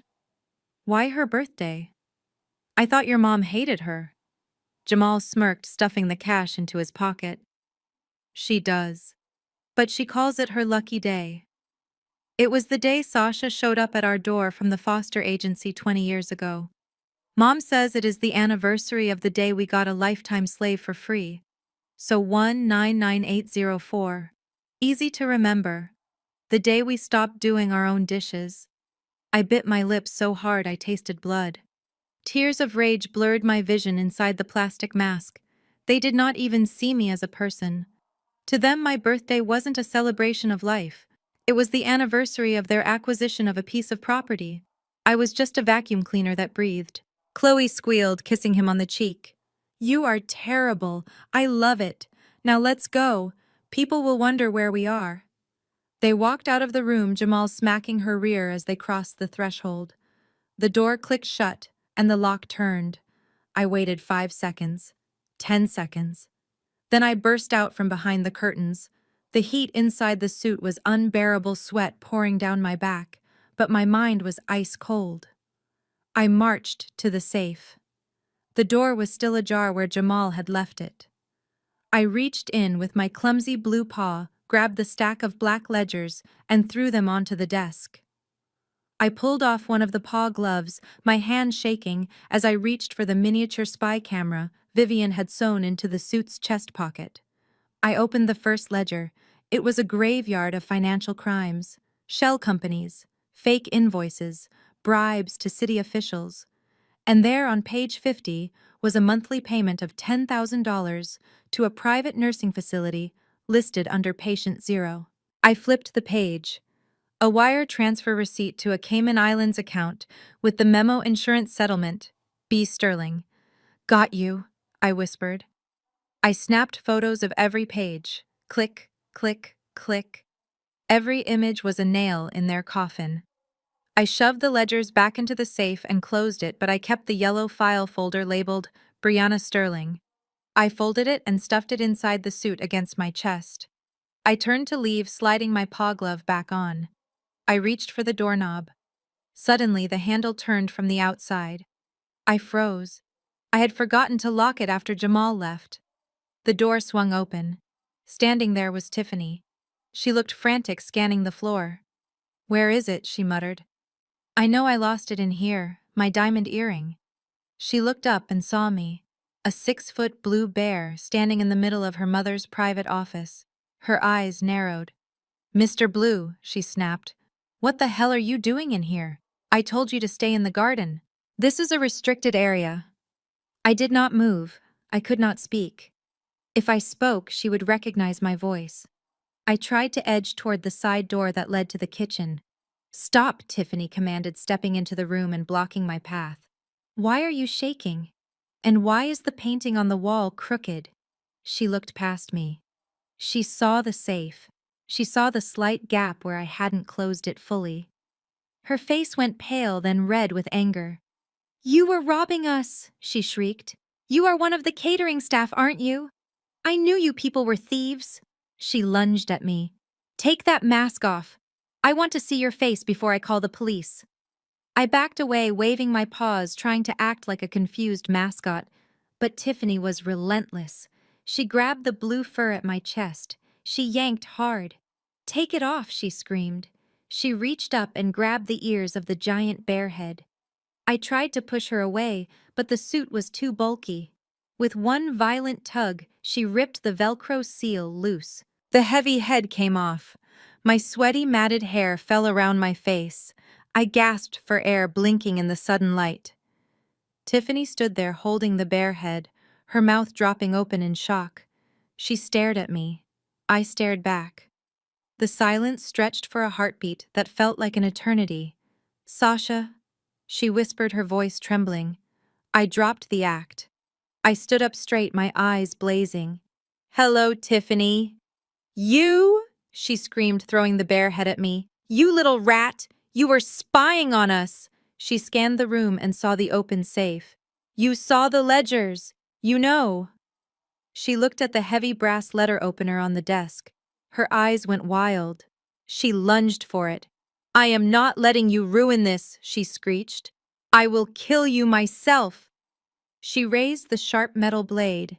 Adrenaline exploded in my veins. I wasn't the weak little servant anymore. I was fighting for my life. As she brought the weapon down, I sidestepped. The thick padding of the suit protected my shoulder from the blow. I grabbed her wrist. She was strong, fueled by desperation, but I was fueled by 20 years of stolen life. I twisted her arm. She dropped the letter opener with a cry of pain. I shoved her backward. She stumbled her high heels, catching on the rug, and she fell hard into the open walk-in closet where Patricia kept her winter coats. I didn't hesitate. I slammed the closet door shut and turned the key in the lock. Let me out! Tiffany screamed, pounding on the door. Mom? Jamal, help! The bear is attacking me! I snapped the key off in the lock so she couldn't pick it. Scream all you want, Tiffany, I said, breathless. The soundproofing in this room is excellent. Your mother made sure of that so no one could hear her illegal deals. I turned and ran. I burst out the side door into the service hallway. The bear suit was slowing me down. I unzipped the back and peeled it off, stepping out of the blue fur like a butterfly emerging from a cocoon. I left the empty shell of the mascot in a heap on the floor. I was wearing nothing but a tank top and shorts underneath, but I didn't care. I sprinted to the back exit. A black van was waiting by the loading dock. The side door slid open. Vivian was there holding a garment bag. You have 3 minutes, she said, her eyes scanning my face. Did you get it? I tapped the yellow folder against my chest. Everything. Vivian smiled, a predatory grin. Good, put this on. She handed me the garment bag. Inside was a dress that looked like it was woven from emeralds and starlight. It was a power suit disguised as a gown. I changed in the back of the van while Vivian fixed my hair. She wiped the sweat from my face and applied a coat of red lipstick. You are not Sasha anymore, she whispered, placing a diamond necklace around my neck. It was heavy, cool, and magnificent. You are Brianna Sterling. Go take back your kingdom. I stepped out of the van. I walked around the side of the house to the grand main entrance. I could hear the applause from the garden. The ceremony was starting. I walked through the French doors. The garden was packed with hundreds of guests. On a raised stage decorated with white roses, Patricia Davis stood at a podium. She looked radiant, holding a gold pen. Next to her stood a man in a gray suit, the representative from Blue Horizon Ventures. Thank you all for coming. Patricia beamed into the microphone. Today marks a new chapter for the Davis Group. This merger will ensure our legacy for generations to come. She looked down at the contract. She lowered the pen to sign. I stepped out onto the marble terrace overlooking the garden. The setting sun hit my emerald dress, making me glow. Stop, I shouted. My voice rang out clear and strong, cutting through the murmurs of the crowd. Patricia froze. She looked up. She squinted, blinded by the sun behind me. Who is that? She asked, annoyed. The representative from Blue Horizon Ventures, who had been about to sign, suddenly pulled the contract away. He looked up at me and bowed his head slightly. Patricia looked at him confused. "Mr. Thorne, what are you doing? Let me sign." Mr. Thorne capped his pen and stepped back. "I am sorry, Mrs. Davis. I cannot allow you to sign this." "Why not?" Patricia demanded, her voice rising. "I am the owner of this company." Mr. Thorne pointed at me as I began to descend the grand staircase, every eye in the garden fixed on me. "No, you are not," he said loudly. "We only sign with the rightful owner, and she has just arrived." The sun had just dipped below the horizon, casting long shadows across the manicured lawn of the Davis estate. The garden was bathed in the warm glow of string lights and the flash of cameras. Patricia stood at the podium, a pen hovering over the merger contract, a triumphant smile plastered on her face. She was seconds away from signing away her company to a shell corporation she thought was her savior. But fate and a very angry daughter-in-law had other plans. Suddenly, with a loud clank, the main breaker for the garden lights was thrown. The string lights died. The uplighting on the trees went black. The only illumination came from the moonlight and the confused glow of cell phone screens. A murmur of panic rippled through the hundreds of wealthy guests. Patricia tapped the microphone, annoyed. "Someone get the generator on," she barked into the darkness. "What is the meaning of this incompetence?" Before anyone could answer, a single high-powered spotlight cut through the darkness. It did not shine on the stage. It did not shine on Patricia. It shone directly on the French doors at the top of the grand staircase leading down to the garden. The doors swung open slowly, dramatically. A silhouette stepped into the beam of light. A hush fell over the crowd. The figure paused at the top of the stairs, letting the light catch the fabric of her dress. It was a gown of deep, shimmering emerald green, the exact color of money, the exact color of the Sterling family crest. I began to walk down the marble stairs. My heels clicked with a rhythmic, dangerous sound that echoed in the silence.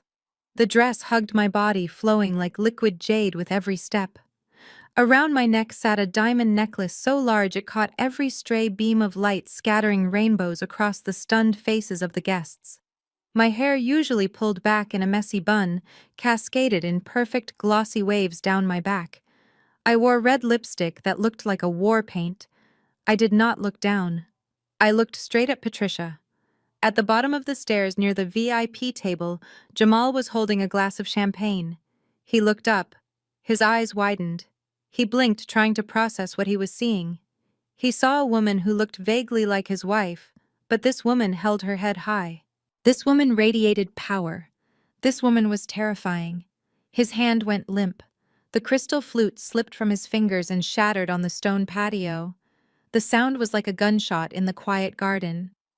"Who is that?" a guest whispered loudly. "Is that a movie star?" Patricia squinted against the glare of the spotlight.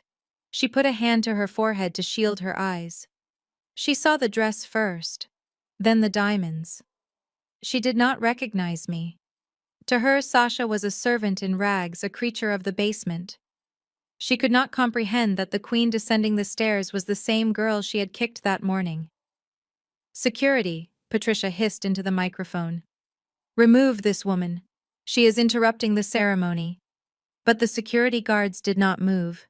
They had been replaced an hour ago by Vivian's private team. They stood like statues, arms crossed, watching me descend. I reached the bottom of the stairs and walked through the parted crowd.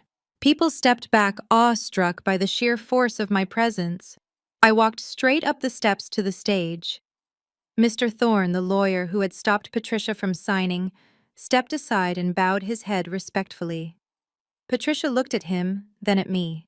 Her eyes narrowed. "Wait," she murmured, realization slowly dawning on her face like a cold sweat. You look like—" I reached out and plucked the microphone from her trembling hand. I turned to face the crowd of investors, bankers, and socialites. I smiled, but it was a smile that promised destruction. "Good evening, everyone," I said, my voice smooth and commanding, amplified by the speakers. I apologize for the dramatic entrance and the delay. I got held up inside the house. I was busy taking care of a rather large, nasty rat that was hiding in the closet. A few people chuckled nervously. Patricia's face went deadly pale. She knew exactly which rat I was talking about. She looked at the house, then back at me, her mouth opening and closing like a fish out of water. "What are you doing?" she whispered off mic. "Get off my stage, Sasha. You are fired. You are homeless." I laughed softly into the microphone. "Oh, Patricia, you cannot fire the person who owns the stage." Before Patricia could process my words, a piercing scream shattered the tension. "Stop her! Arrest her! She is a thief!" The crowd turned toward the house. Tiffany came stumbling out of the side door. She was a disaster. Her hair was matted with sweat. Her expensive dress was torn at the shoulder from trying to break down the closet door, and she was missing a shoe. She limped into the spotlight, looking like a deranged banshee. She pointed a shaking finger at me. "That woman is a criminal!" Tiffany shrieked, gasping for breath as she ran toward the stage. "She broke into the safe. She assaulted me. She stole that dress, arrest her." The guests gasped. Whispers of thief and assault rippled through the garden. This was the scandal of the decade. Patricia regained her composure, seizing the moment. "You heard my daughter," Patricia shouted, pointing at me. "This woman is a former mental patient we took in out of charity. She has clearly had a psychotic break. She has stolen jewelry and broken into our home." Police. Do your job. Two uniformed officers stepped forward from the shadows, but they didn't walk toward me. They walked toward the stage steps and stood there facing the crowd, protecting me. Tiffany climbed onto the stage, trying to grab me. I didn't move. I didn't flinch. "Tiffany," I said into the microphone, my voice calm and bored. "You are embarrassing yourself, and you are ruining the carpet." Tiffany froze, panting. You are going to jail, Sasha. Give me back my mother's necklace." I touched the diamonds at my throat. "This is not your mother's necklace, Tiffany. This is a sterling." And as for being a thief, I turned to Mr. Thorne. He handed me a leather portfolio. I opened it and pulled out a document stamped with the official seal of the Securities and Exchange Commission. "I did not steal anything," I addressed the crowd, holding up the paper. "This morning, my holding company purchased 51% of the outstanding debt of the Davis Group.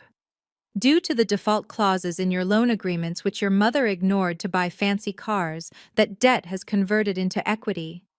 I turned to Patricia, who was gripping the podium for support. "I did not steal your company, Patricia. I bought it. It was a hostile takeover, and I got it for a bargain price because your financial mismanagement is frankly embarrassing." Patricia shook her head violently. "No, that is impossible. You have no money. You are a penniless orphan." "You scrub my floors, I have plenty of money," I said coldly. "You just never checked whose bank account I had access to." Patricia looked confused. Who is backing you?" From the shadows of the wings, a figure stepped forward. Vivian Sterling walked into the light. She was wearing a white suit that glowed in the night. She looked regal, terrifying, and undeniably powerful. She walked over and stood right next to me.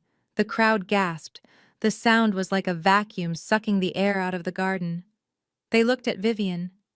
Then they looked at me. We had the same eyes, the same nose, the same jawline. The resemblance was not just strong, it was undeniable. We looked like reflections of each other across time. Patricia made a choking sound. She stumbled back, knocking over a flower arrangement. She looked from Vivian to me, the color draining from her face, until she looked like a corpse.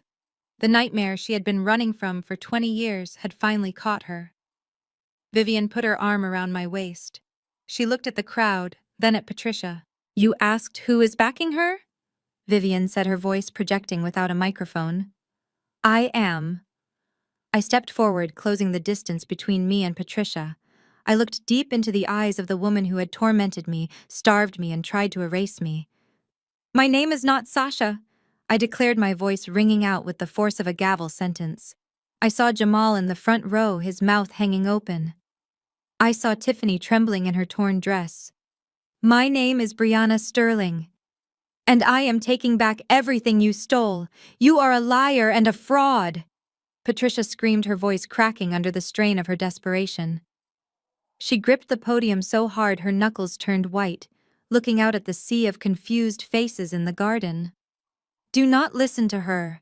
She is a mentally unstable servant we fired for theft. She has had plastic surgery to look like Vivian. It is a trick. It is all a sick, twisted trick to destroy my reputation. She pointed a shaking finger at me, her eyes wild with panic. Security, she shrieked. Why are you just standing there? Get this imposter off my stage. Arrest her for trespassing. The crowd murmured, looking back and forth between the hysterical woman at the podium and the calm, regal figure standing next to her. For a second, just a split second, I saw doubt in their eyes. Patricia was a master manipulator. She had spent 20 years building a fortress of lies, and she knew exactly how to play the victim. I did not raise my voice. I did not scream back. I simply reached into the pocket of my emerald dress and pulled out the sleek silver Mont Blanc pen. Patricia froze. Her eyes locked onto the pen. She recognized it. It was the pen she had handed me just 24 hours ago to sign the slavery contract. Do you remember this, Mother? I asked. My voice amplified clearly by the microphone I was holding. You gave this to me last night. You thought it was just a pen, but it was actually a high-fidelity listening device connected directly to the cloud servers of Sterling Security. Patricia lunged for me. Give me that, she snarled. Vivian stepped in front of me, blocking her path with a glare that could freeze lava. Patricia stumbled back, terrified of the woman she had robbed. I walked over to the sound technician's booth at the side of the stage. The tech, a young man who looked terrified, backed away. I plugged the pen's USB connector into the main audio console. Let's hear what the pillar of the community really thinks about family, I said. I pressed play. A screech of feedback pierced the air, followed by absolute silence. Then Patricia's voice boomed through the massive garden speakers loud enough for the entire neighborhood to hear. It was unmistakably her. The tone was cruel, arrogant, and drunk on power. You think I am scared of that weak woman the recording played? I won. I took the only thing she ever loved. I plucked you right out of that park while she was busy signing autographs. The crowd gasped, a collective intake of breath that sucked the oxygen out of the garden. Patricia put her hands over her ears. No, she screamed. Turn it off. It is fake. It is AI. But the recording continued, relentless and damning. I watched her cry on the news for years. And the best part, I turned her precious princess into my personal slave. You are nothing, Sasha. You are just a trophy of my victory over Vivian. The recording ended. The silence that followed was heavier than the humid Atlanta air. Every single person in that garden was staring at Patricia Davis with a mixture of horror and disgust. The investors from Blue Horizon looked sick. The mayor, who was standing in the front row, slowly backed away from the stage. Patricia stood alone in the center of the spotlight. She looked small. She looked stripped of all her armor. But I wasn't done yet. That was the confession for kidnapping, I said, my voice cutting through the silence. Now let's talk about the money. I signaled to Mr. Thorne. He nodded and tapped his tablet. Behind us, the massive LED screen that had been displaying the Davis Group logo flickered. The image changed. It was no longer a logo. It was a blown-up high-definition photograph of a page from a black ledger. Patricia turned around and saw the screen. She let out a strangled cry. Ladies and gentlemen, I announced, pointing at the screen. You are looking at the internal accounting records of the Davis Group, records that were kept in a safe hidden behind a portrait of Patricia herself. The image zoomed in. Here we see a wire transfer of $50,000 to a shell company in the Cayman Islands dated the same day the employee pension fund was reported empty. The screen changed again. And here I continued, my voice hardening.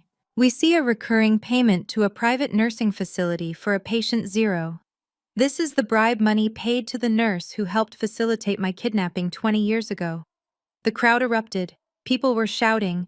Flashbulbs were going off like a strobe light storm. Tiffany, who had been trying to sneak off the stage, froze as her face appeared on the screen next. It was a credit card statement.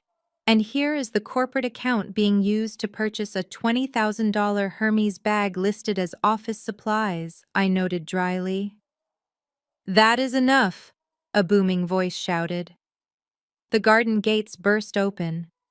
A team of FBI agents in tactical gear swarmed into the venue. They did not wait for an invitation. They marched straight down the center aisle, pushing aside the stunned guests. Patricia looked at the agents. She looked at the screen. She looked at me. The reality of her situation finally crashed down on her. There was no way out. No lie could cover this. No bribe could fix this. Fix. You ruined everything, she screamed at me, her face contorting into a mask of pure hatred. You ungrateful little rat. I should have killed you when I had the chance. Make sure the jury hears that threat, Vivian said coldly to the lead agent as he stepped onto the stage. Patricia Davis, you are under arrest for kidnapping, wire fraud, embezzlement, and human trafficking, the agent announced, grabbing Patricia's wrist and twisting it behind her back. The click of the handcuffs was the sweetest sound I had ever heard.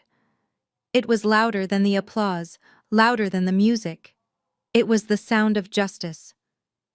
Get your hands off me, Patricia shrieked, struggling against the agent. Do you know who I am? I am Patricia Davis. I own this town. Not anymore, I whispered. Next to her, another agent grabbed Tiffany. Me. Why me? Tiffany wailed, tears streaming down her face, ruining her makeup. I did not do anything. I just wanted a bag. Mom, tell them. You are an accessory to fraud and beneficiary of stolen funds, the agent said, cuffing her.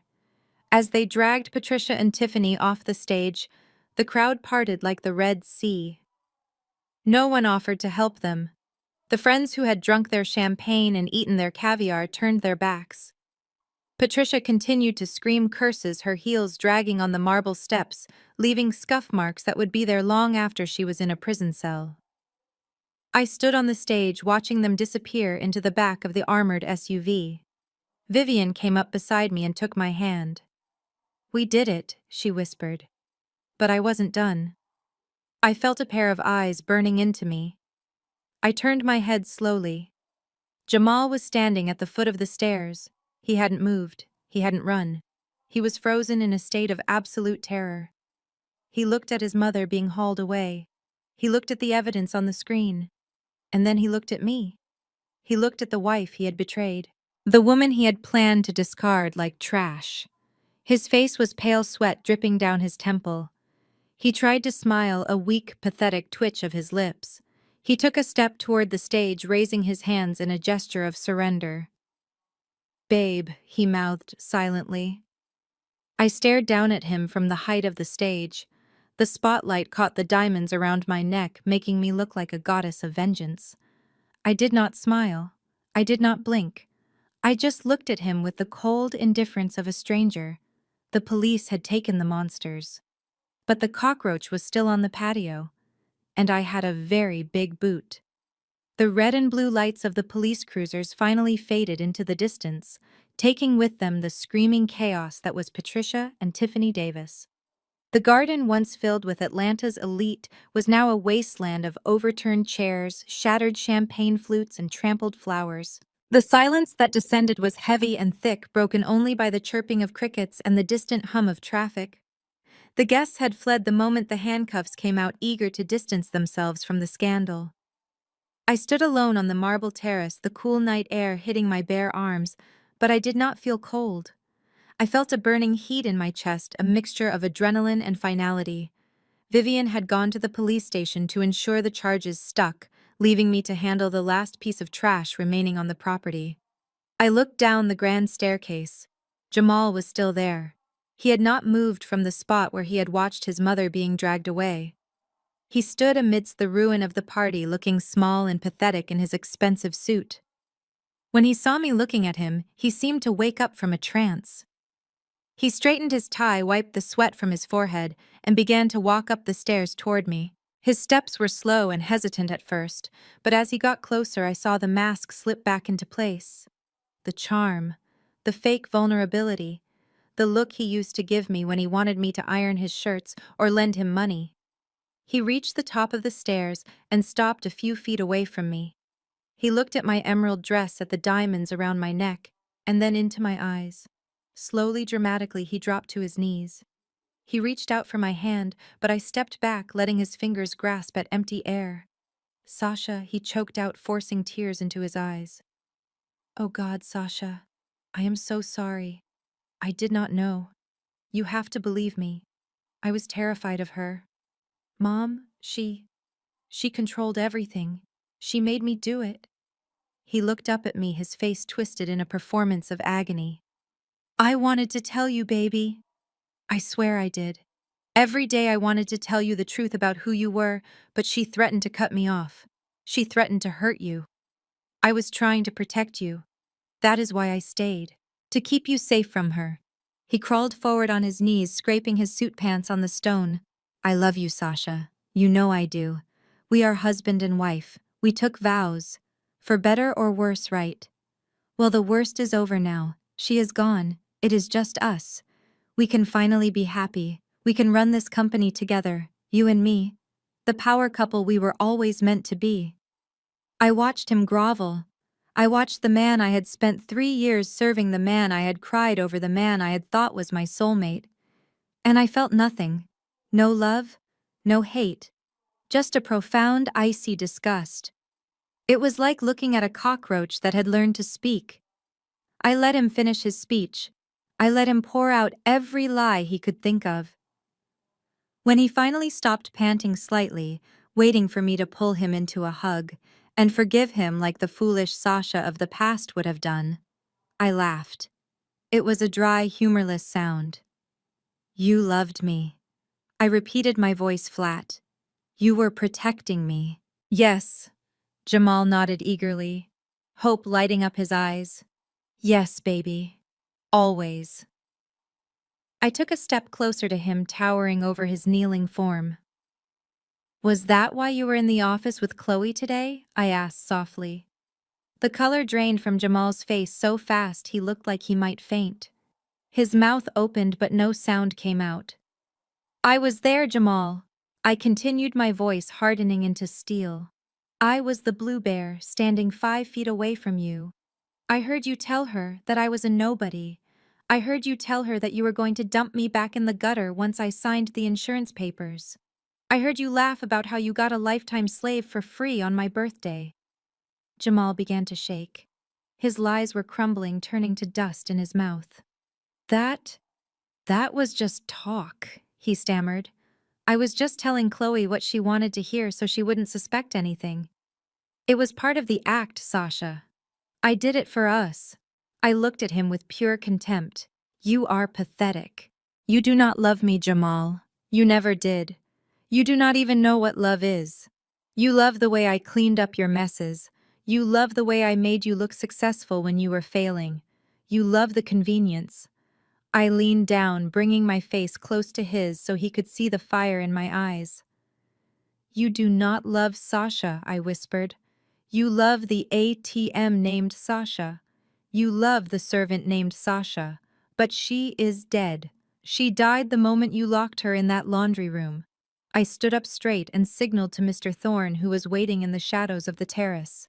He walked over and handed me a single sheet of paper. Jamal looked at the paper, confused. What is this? He asked. Is this the divorce settlement? I will sign it. Whatever you want.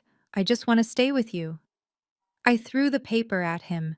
It fluttered down and landed on his chest. It is not a divorce settlement, I said. It is an eviction notice. Jamal picked up the paper, his hands trembling violently. Eviction. But this is my house. My name is on the deed. Not anymore, I said, crossing my arms. When my company bought the Davis Group debt this morning, we acquired all collateral assets. This house was used as collateral for the business loans your mother defaulted on 3 months ago. I pointed at the mansion behind me, the windows glowing with light. This house belongs to Brianna Sterling now, and I do not allow trespassers on my property. Jamal scrambled to his feet. You cannot do this. I have nowhere to go. My accounts are frozen. My car is company property. I know, I said, a small smile playing on my lips. It is tragic, isn't it? You are exactly where you wanted me to be, homeless, penniless, and alone. I checked the diamond watch on my wrist. You have 10 minutes, Jamal. 10 minutes for what he cried. 10 minutes to go into that house, pack one bag of personal items, and get off my land. And by personal items, I mean clothes and toiletries. If you touch a single piece of electronics jewelry or anything of value, my security team will arrest you for theft.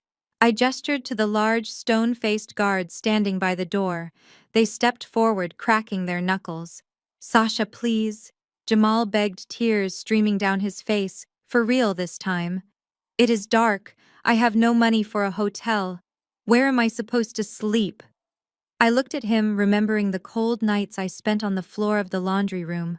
I remembered the way he stepped over me while I scrubbed the rug. I hear the park downtown has some nice benches, I said coldly. Just watch out for the kidnappers. Jamal stared at me, realizing finally that there was no mercy left in me. He let out a sob and ran into the house, followed closely by the guards. I turned my back on him and walked to the edge of the terrace, looking out over the city lights of Atlanta. I took a deep breath. The air smelled of rain and jasmine. It smelled of freedom. I heard the front door slam 10 minutes later. I heard Jamal cursing as he dragged a duffel bag down the driveway. I did not turn around. I did not watch him leave. He was already a ghost to me. I stood there in my emerald dress, the queen of a silent castle, ready to burn the past to the ground and build something new from the ashes. The war was over, but the reign of Brianna Sterling had just begun. 30 days had passed since the night the lights went out on the Davis dynasty. 30 days since the police sirens wailed through the manicured streets of Buckhead, signaling the end of an era built on lies. In the visitation room of the Fulton County Jail, the air was stale and smelled of industrial disinfectant, a far cry from the lavender and lemon verbena home fragrance Patricia used to spend thousands on. Patricia sat on one side of the metal table wearing an orange jumpsuit that washed out her pale complexion. Her roots were showing a stark gray against the dyed blonde, and her face was lined with a month of sleepless nights. Across from her sat Tiffany, looking even worse. Without her extensions, her eyelash treatments, and her designer skincare, the arrogance had peeled away to reveal a frightened, angry child. They were not holding hands. They were not comforting each other. They were at war. It is your fault, Patricia hissed, her voice raspy. If you hadn't been so obsessed with that stupid handbag, Sasha never would have snapped. You just had to have the Hermes. You just had to push her. Me, Tiffany screamed back, not caring about the other inmates staring.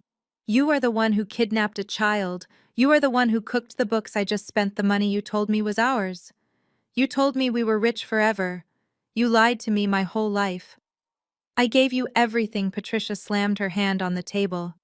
I kept you out of this mess for 20 years, and you repaid me by getting caught on camera assaulting a witness. My lawyer says you are going to get 5 years, Tiffany, 5 years in a cage, and I hope you enjoy every second of it. Guard. Tiffany yelled, standing up. Get her away from me. I want to be moved to a different block. She is crazy. As the guards dragged them apart, screaming obscenities at each other, the illusion of the perfect Davis family shattered completely. They were not a family. They were a cartel of narcissists who turned on each other the moment the money ran out. Meanwhile, 5 miles away, under the scorching Atlanta sun, a different kind of justice was being served.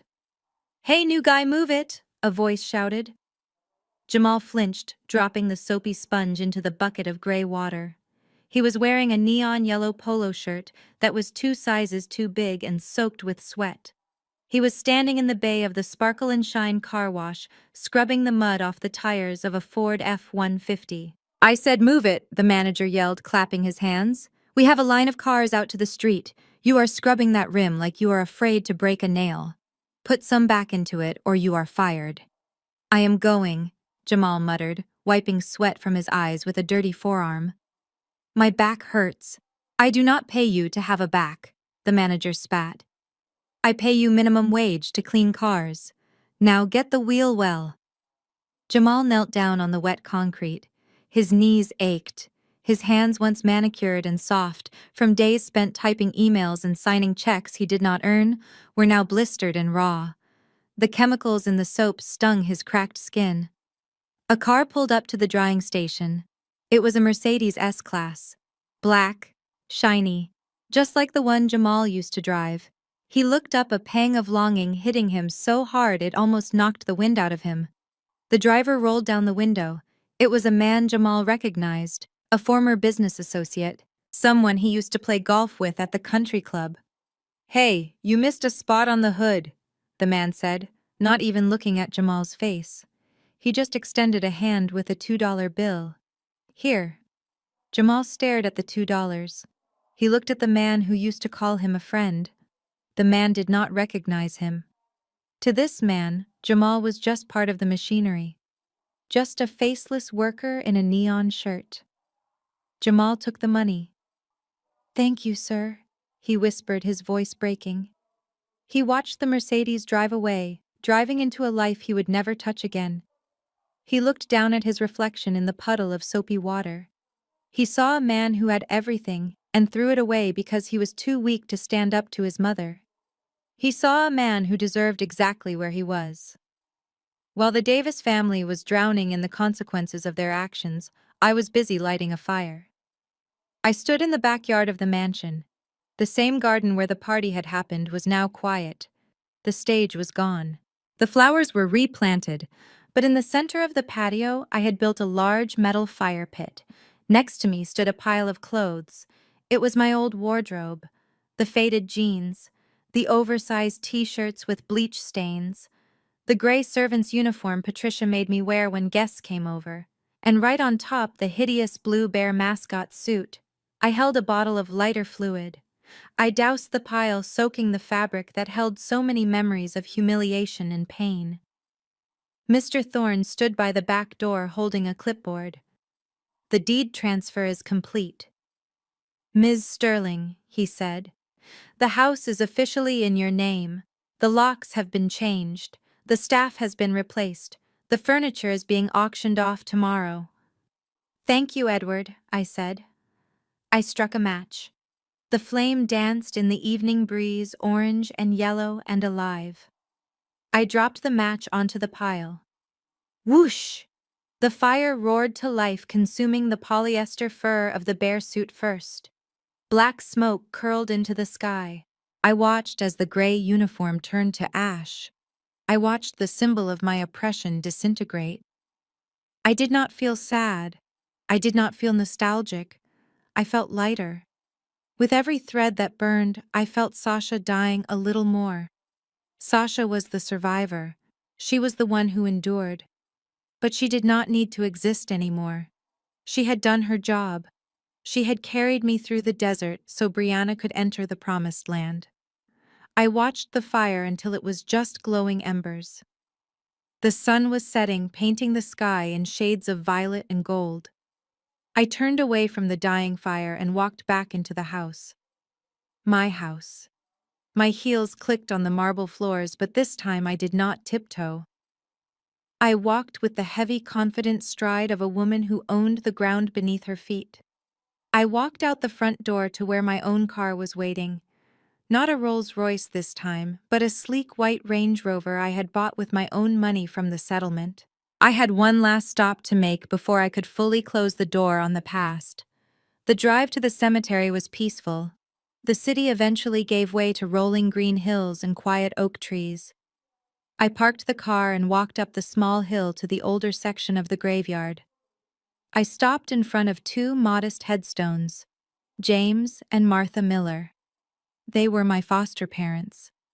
The only people in my childhood who had treated me with kindness before they passed away in a car accident when I was 16, leaving me to the system that eventually placed me with the Davis family. I knelt down in the grass, ignoring the stain it might leave on my white pants. I placed a bouquet of white lilies on the grave. Hi, Mom. Hi, Dad, I whispered. The wind rustled the leaves of the oak tree above me, sounding like a soft hush. I did it, I said, my voice choking up. I found her. I found my real mother. You always told me I was special. You always told me that my family was out there somewhere looking for me. You were right. I traced the letters of their names on the cold stone. I am sorry I haven't visited in a while. I was lost. I was trapped in a bad place. But I am free now. And I made them pay. I made them pay for every single day they made me feel worthless. A single tear rolled down my cheek. I am going to change my name back, I told them. I am going to be Brianna again. But I will never forget the girl you raised. I will never forget Sasha. She was strong because you loved her. I stayed there for a long time watching the twilight settle over the graveyard. I felt a sense of peace I hadn't felt in 20 years. It felt like they were listening. It felt like they were smiling. Finally, I stood up. I wiped my face and took a deep breath of the cool evening air. Goodbye, Sasha, I whispered to the wind. You can rest now. I turned and walked back down the hill. I did not look back at the graves. I did not look back at the suffering. I looked forward toward the city lights glowing on the horizon, toward the empire waiting for me, and toward the mother who was waiting to help me rule it.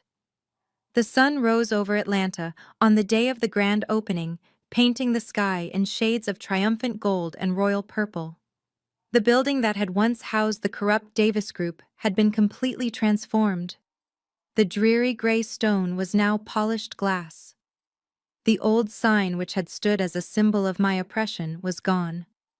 In its place, gleaming in massive silver letters against the skyline, was the name of the new empire: Brianna Sterling Enterprises. I stood in the center of the ballroom, wearing a white suit that was sharp enough to cut glass. The room was filled with the same socialites, bankers, and politicians who used to walk past me when I was serving hors d'oeuvres. But tonight, they were not ignoring me. They were lining up to shake my hand. They were desperate for a moment of my time. The mayor, a man who had once laughed at a joke Patricia made about my cheap shoes, bowed his head respectfully as he approached me. Ms. Sterling, he said, his voice dripping with admiration. What a magnificent turnaround. The city is so proud of what you have done with the company. You are a visionary. I shook his hand firmly, my grip communicating that I remembered everything, but I had chosen to move past it. Thank you, Mr. Mayor. We are just getting started. Waiters circulated through the room with trays of crystal flutes, but this time I wasn't the one holding the tray.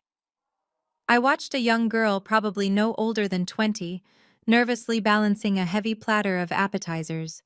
She caught my eye and froze, looking terrified that she might drop it. I excused myself from the mayor and walked over to her. Her hands were shaking. I gently placed a hand on her shoulder. Breathe, I whispered. You are doing a great job. The girl looked at me, shocked that the owner of the building was speaking to her. Thank you, ma'am, she stammered. I am not ma'am, I smiled. I am Brianna, and never let anyone make you feel small because of the uniform you are wearing. You are the most important person in this room because you are the one making it run. I slipped $100 bill into her apron pocket and walked away, leaving her beaming. It was a small gesture, but it meant everything. I would never become the monsters I had defeated. I would build an empire where people were respected, not owned. As the jazz band began to play a slow, soulful melody, the crowd parted. Walking toward me was Vivian Sterling, my mother. She looked radiant, her years of worry erased from her face. She was holding 2 glasses of sparkling cider. We walked out onto the balcony, away from the noise and the adoration of the crowd. The night air was cool. Below us, the city of Atlanta sprawled out like a sea of diamonds. We stood in silence for a moment, just breathing in the reality of our victory. You did it, Vivian said softly, handing me a glass. You did not just take back what was yours. You built something better. I leaned against the railing, looking at the city that had once been my prison. We did it, I corrected her. I would still be running in the dark if you hadn't left the light on for me. Vivian turned to me, her eyes searching my face. Do you ever miss her? Who, I asked, Sasha Vivian said. The girl who survived. The girl who scrubbed floors and dreamed of a family. Do you miss the simplicity of her life? I thought about it. I thought about the fear, the hunger, the constant need to make myself invisible. No, I said honestly. I do not miss the pain. But I respect her. Sasha was the one who endured. She was the one who learned how to listen when no one thought she was in the room. She was the one who learned that patience is a weapon. Brianna was born with a silver spoon, but Sasha forged herself in fire. Vivian nodded, tears glistening in her eyes. You are the best of both worlds, my daughter. You have the sterling blood, but you have the survivor's heart. That is why no one will ever be able to stop you. I took a sip of the cider. It tasted sweet and crisp. What about them? I asked, not needing to say their names. Vivian looked out at the horizon. Patricia and Tiffany are settling into their new reality in federal prison. Their appeals were denied this morning. As for Jamal, my security team saw him at the bus station. He bought a one-way ticket to nowhere. They are gone, Brianna. They are dust in the wind. I felt a weight lift off my chest, a weight I hadn't realized I was still carrying. The ghosts were finally exorcised. So what is next? Vivian asked, clinking her glass against mine. I looked at the reflection of the new sign in the glass door. Brianna Sterling Enterprises. Next, I smiled. We rewrite the rules. We find every other girl who has been told she is nothing, and we give her a ladder to climb. We use this power to make sure no one ever has to feel like Sasha again. Vivian laughed, a sound of pure joy. I was hoping you would say that. We turned back toward the party. The lights inside were warm and inviting. The music was swelling to a crescendo. I paused at the threshold, taking one last look at the night sky. For 20 years they tried to erase me. They tried to break my spirit with insults and hard labor. They tried to steal my name and my future. They thought that if they buried me deep enough under their lies, I would never see the light of day. I ran my hand over the velvet of my white suit. I touched the butterfly birthmark on my wrist, now displayed proudly for the world to see. They tried to bury me, I whispered to the universe. But they forgot the most important thing about the earth. They forgot that I was a seed. And now the harvest has come. I turned around and walked back into the light, ready to rule my kingdom. This story is a powerful reminder that your current circumstances do not define your ultimate destiny. Sasha's journey proves that resilience, patience, and self-belief are weapons more powerful than any inheritance. For years, she was told she was worthless, yet she carried $1 billion legacy in her blood. We teach people how to treat us, and sometimes the most loving thing you can do for yourself is to destroy the table where respect is no longer being served. Your value is innate, not given by others, and certainly not defined by those who cannot afford your worth. If you have ever felt like the world was trying to bury you, but you knew deep down you were meant to grow, hit that like button right now. Subscribe to the channel and share this story with someone who needs a reminder that their comeback is going to be stronger than their setback. Comment below with "I am a seed" to claim your future. Thank you for watching, and remember, the best revenge is massive success.